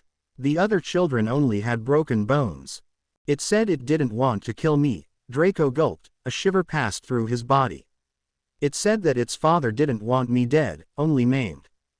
Father. So, there is another beast. Lucius hummed. And it was targeting you specifically, an enemy of the family, perhaps. Maybe it was Potter. I had an argument with him just before this happened, Draco suggested. I doubt it, Lucius sniffed. A Gryffindor like Potter would hardly be able to hide such a beast, perhaps more likely that it belongs to that oaf, Hagrid. A grin appeared on Lucius's face. Oh, that will be a fun angle, the school board and the ministry would love to hear about this. Perhaps the newspapers as well. Is that all you care about? Narcissa snapped at him, glaring heatedly. Our son has been put in the hospital and all you are concerned about is getting one up on an old man. She then turned to Draco. And you, I have told you repeatedly to stop antagonizing Harry Potter. Why should I? Draco demanded. I'm not scared of him. He was, but he would not admit that. Despite what he says, Draco knows that Harry Potter hopelessly outclassed him and that knowledge pained him worse than his stay in the hospital. But for now, Draco was content to enjoy his fun as Potter wouldn't harm him while he was in school. For Merlin's sake, Draco, what do you gain by behaving like such a boorish little brute? She demanded. Do not think that I am unaware of how you've been behaving at school. As for Potter, he is the boy who lived, he is going to have some influence when he's older that could make your life difficult. And that's without being the future head of the Potter house. Do not forget that with Cousin Sirius released, he is also likely to become the heir to the Black family. Both of which fail to compare to the Malfoy family, Draco sneered. The Malfoy family got more than half of its fortune from the Black family, Draco. Narcissa glared at him. Your father has made enough enemies, why must you insist on adding more to the list? Enough, Narcissa, you are out of line, Lucius cut in firmly. Am I? She stood and turned to face him. Do not forget, Lucius, I know exactly what you did during the last war. Many others know as well, or at least suspect. Damn near everywhere I go I hear the same things, the same whispers. How many orphans and widows must you have created, Lucius? How many enemies? Which one of those enemies is now attacking our family? Which enemy of yours attacked my son? Am I next? Are you? Was it even an enemy of yours? Or did our son, who insists on following in your footsteps, create a problem with an entirely different individual? Mother, enough. Draco snapped at her. Father is a great man. There is nothing wrong with the way either of us is behaving. We are not the common blood, we are the best of the best. The purest of purebloods. And that makes you believe you are entitled to do whatever it is you want. Do not forget, Draco, that I was born a daughter of the Black family, a family so old that we make the Malfoy family look like newborns, and if I acted the way you act when I was a child then I would have had my backside stung by enough hexes that I wouldn't be able to sit for a week. You, Draco, are going down a path you do not need to go down, nor one that I wish for you to follow. It is not for you to decide how my son behaves or acts. Lucius glared at her. Your son? She stared at him with disbelief. I think you fail to recall, Lucius, that Draco is our son. It was I who raised him in my body for 8 months. 8. Draco frowned. Shouldn't it be 9? No, because you were just as impatient and disobedient back then as well. She snapped at him before turning back to Lucius. The last blood war did nothing but harm our world. So many pureblood families lost because they didn't bend the knee to that man. If they were so foolish to resist then they frankly deserved to be wiped out, Lucius said coldly.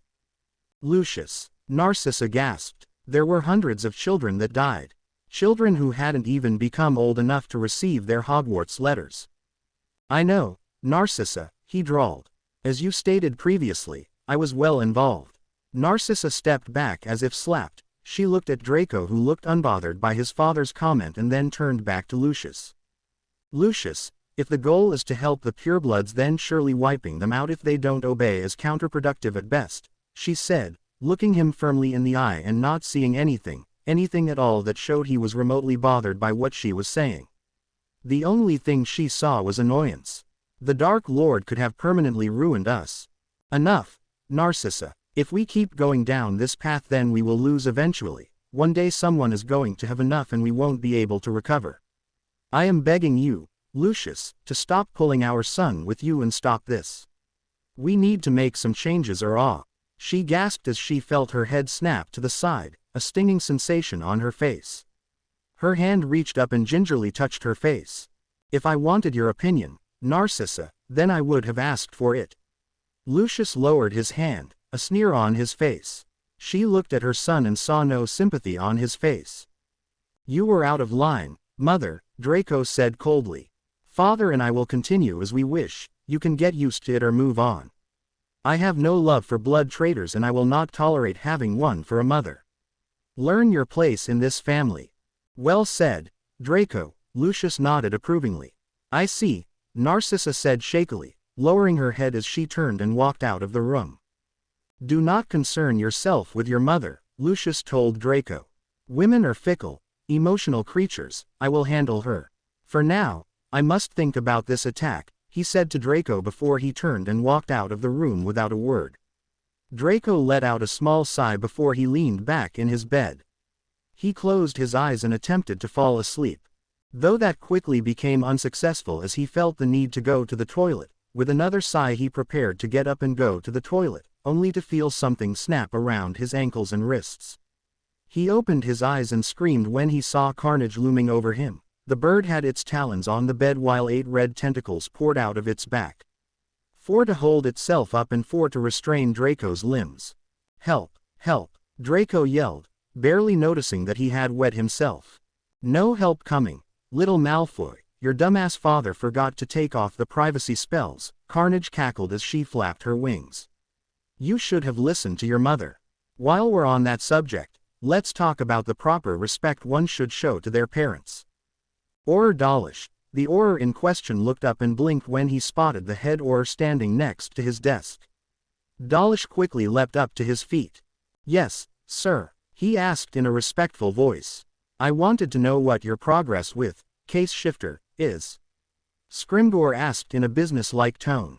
I'm still working on it, sir. I've been looking into the background of all the victims and have been able to contact and speak with them or their families, all except one. One. He raised an eyebrow. Yes, sir. One of the girls attacked at the World Cup. She and her little sister have been saved by this so-called Venom, but I've not been able to set up an interview yet. Her father is pretty high up in the French ministry and it's a nightmare trying to get a meeting with him. His daughter is in Hogwarts at the moment due to the tournament. I got a statement from her given to us after the World Cup attack. I've been trying to meet with the father to see if the family has any enemies that could give us clues, but I won't know until I manage to secure a meeting with Mr. Delacour. Delacour. Yes, you know him. The name sounds familiar. Scrimgeour gave a thoughtful frown. Still, keep up the work, or Dawlish, he said before turning and walking away, heading straight out of the office and quickly walking into a nearby broom closet. Once he was inside, he looked around to make sure he was alone. Suddenly his face started changing shape, as did his hair and body. A second later the head Auror was replaced by one Nymphadora Tonks.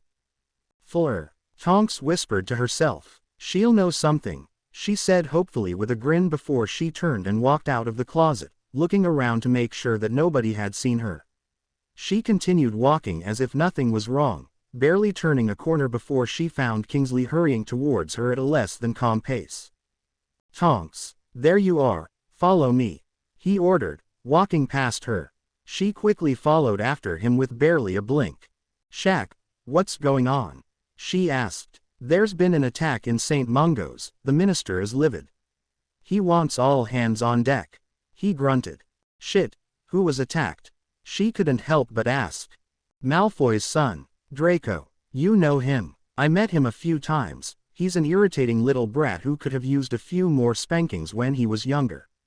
She frowned. What happened to him? I don't know. The last I heard, he had his tongue ripped out of his mouth. Watch her, Harry. Fleur. Tonks said with a smile as she approached the pair.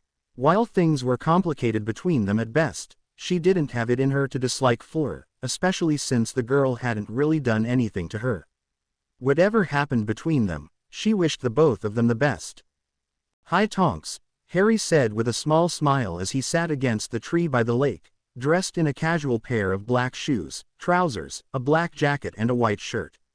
Sitting in between his legs and leaning against him was Fleur, who was dressed in blue jeans and a matching blouse. She was barefoot as she had taken off her high heels, which were also blue. It turned out the girl had a favorite color. What's up? Harry asked. Nothing much. Just dealing with a livid minister of magic and his irritating secretary, Tonks huffed as she plopped down onto the ground in front of them, bringing her knees up to her chest. As she sat down, she noticed Harry's owl, Hedwig, perched on one of the tree branches. She gave the owl a wave and was surprised to see Hedwig lift one wing and use it to wave back at her. That's new, she blinked. Hedwig's the smartest owl in the world, Harry said with no small amount of pride in his voice. You do realize your girlfriend is supposed to be your favorite female, right? Fleur asked in a teasing voice. Silver medal looks good on you, he shrugged before turning back to Tonks. So, I'll bite. Me too, Venom couldn't help but comment. What's got Fudge all bothered? Harry continued. Draco Malfoy was attacked in Hogsmeade, Tonks answered. We know, Fleur frowned. That horrible man, Snipe, accused Harry of doing it. You mean Snape? Tonks asked with a smile. Whatever, Fleur huffed. Anyway, he accused Harry despite Harry being with me all day. I don't know what Dumbledore is thinking. I can't believe he is letting someone like Snape teach in a school like this. All right, you're obviously doing this on purpose now, Harry chuckled, wrapping his arms around her waist. I have no idea what you're talking about, she said innocently as she snuggled back into him. Focus please, Tonks cut in. Anyway, Draco got attacked again in St. Mungo's hospital. He got mutilated pretty bad. My pity well is surprisingly empty when it comes to Draco, Harry said in an unbothered voice. Everyone in the school has been saying for years that eventually Draco would wind up getting his mouth shut. Ron actually bet 10 galleons on Draco being sent to Azkaban or an early grave via your standard murdering before he reached the age of 30. Still, Fudge wasn't happy about it, Tonks said. What does it have to do with him? Fleur asked, staring between the two. Long story short, Draco's dipshit father is Fudge's biggest supporter. It's an open secret that Malfoy Sr. just bribes the minister to get away with everything from minor crimes to murdering, Harry said bluntly, causing Tonks to wince. She wanted to argue against that, but she knew he was right. Everyone who had taken a minute to think about it knew that Fudge was taking bribes. They were just debating on whether he actually was stupid enough to believe that Malfoy was innocent or if he was simply more interested in the money. Only nobody could prove that Fudge was taking bribes, so he got away with it. Anyway, that's not what I wanted to talk to you two about, Tonks said, before taking a deep breath. I actually came to talk to you, Fleur. I need to ask you a few things. If you don't mind, I want to talk to you about the World Cup. She revealed, earning a surprised look from Fleur while Harry's eyes narrowed slightly at her. If you want to talk alone without anyone here, then we can do that. If you want, that is. I already gave a statement about what happened at the World Cup, Fleur pointed out. Why am I being asked again? Well, bollocks, Tonks let out a deep sigh. The truth is that I'm not technically supposed to be asking you about this. What do you mean? Harry asked before Fleur could respond. Well, I was on a case and I've been taken off of it recently, but I want to finish the case. I think it's important, somehow.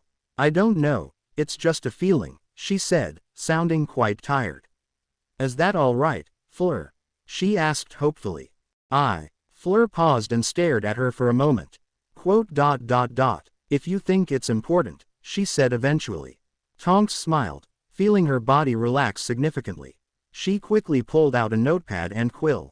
Thank you, Tonks said gratefully. I want to ask you about the man who you saw at the World Cup, the man in black. Tell me about him, please, she said, so focused on Fleur that she missed Harry's brief startled look. I was with my family, we were having fun, Fleur began, her shoulders slumping slightly. Then those. What followed was a long stream of French words that Tonks could barely keep up with. She didn't understand a single one of them, but from context and tone, she could tell they were probably not the nicest words in the French dictionary. Once the younger witch was done, she took a deep breath and continued. My sister and I got separated from our parents during the attack. Eventually those bitches of sons caught us. Sons of bitches, Harry absently corrected her. They're those as well, Fleur nodded before turning back to Tonks.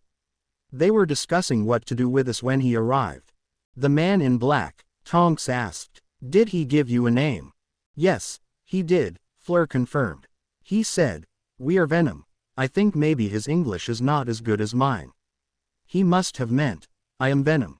If I meant that, then I would have said that, Venom huffed. And my English is perfectly fine, thank you very much.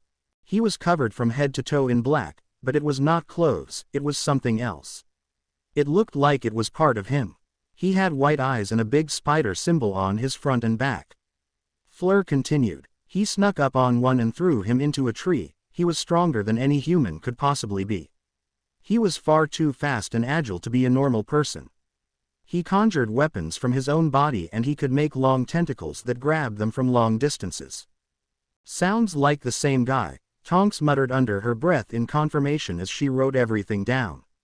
Anything else? One of those men shot a killing curse at me, Fleur revealed, shivering slightly. She relaxed a bit when Harry squeezed her gently. She paused for a moment before she started speaking again. This, Venom, saved me. He blocked the curse. With what? Tonks asked, giving the girl her full attention. With himself, Fleur said in a serious tone. One of his tentacles shot out and took the curse instead of me. The curse hit him. Those tentacles were part of him, I'm sure they were, and they took the curse. He wasn't even hurt. But that's groundbreaking. Tonks gaped at her. That's incredible. Why hasn't anyone been told about this? I told several people, Fleur huffed. They all assumed that I was seeing things, that I was merely a scared little girl with an overactive imagination. I was simply frightened and didn't know what I saw, but I do know. This Venom survived the killing curse. Looks like I've got competition, Harry interjected lightly. Wonder what they'll call him, the Venom who lived. Still, I wonder how he did it. I survived because of my parents, I'm sure of it. Everyone says it's me, but I was a baby at the time, my parents are the ones who probably did something. What about this guy? How do you think he survived? He asked both girls. It's possible he's not human, Tonks guessed, biting her lower lip. The things he can do, Harry, they're not the sort of things that your average wizard can do. Plus, if this is the same guy I'm thinking of, then he eats people like a werewolf does on a full moon. I saw him eat a hand. You're lucky, Fleur said with a grimace. I saw him eat a whole head. What a bastard, Harry commented. Oi, Venom protested. Did you ever meet him before that? Tonks asked. Or after? Do you know if anyone in your family might have any idea? No, Fleur shook her head. I can ask if you want.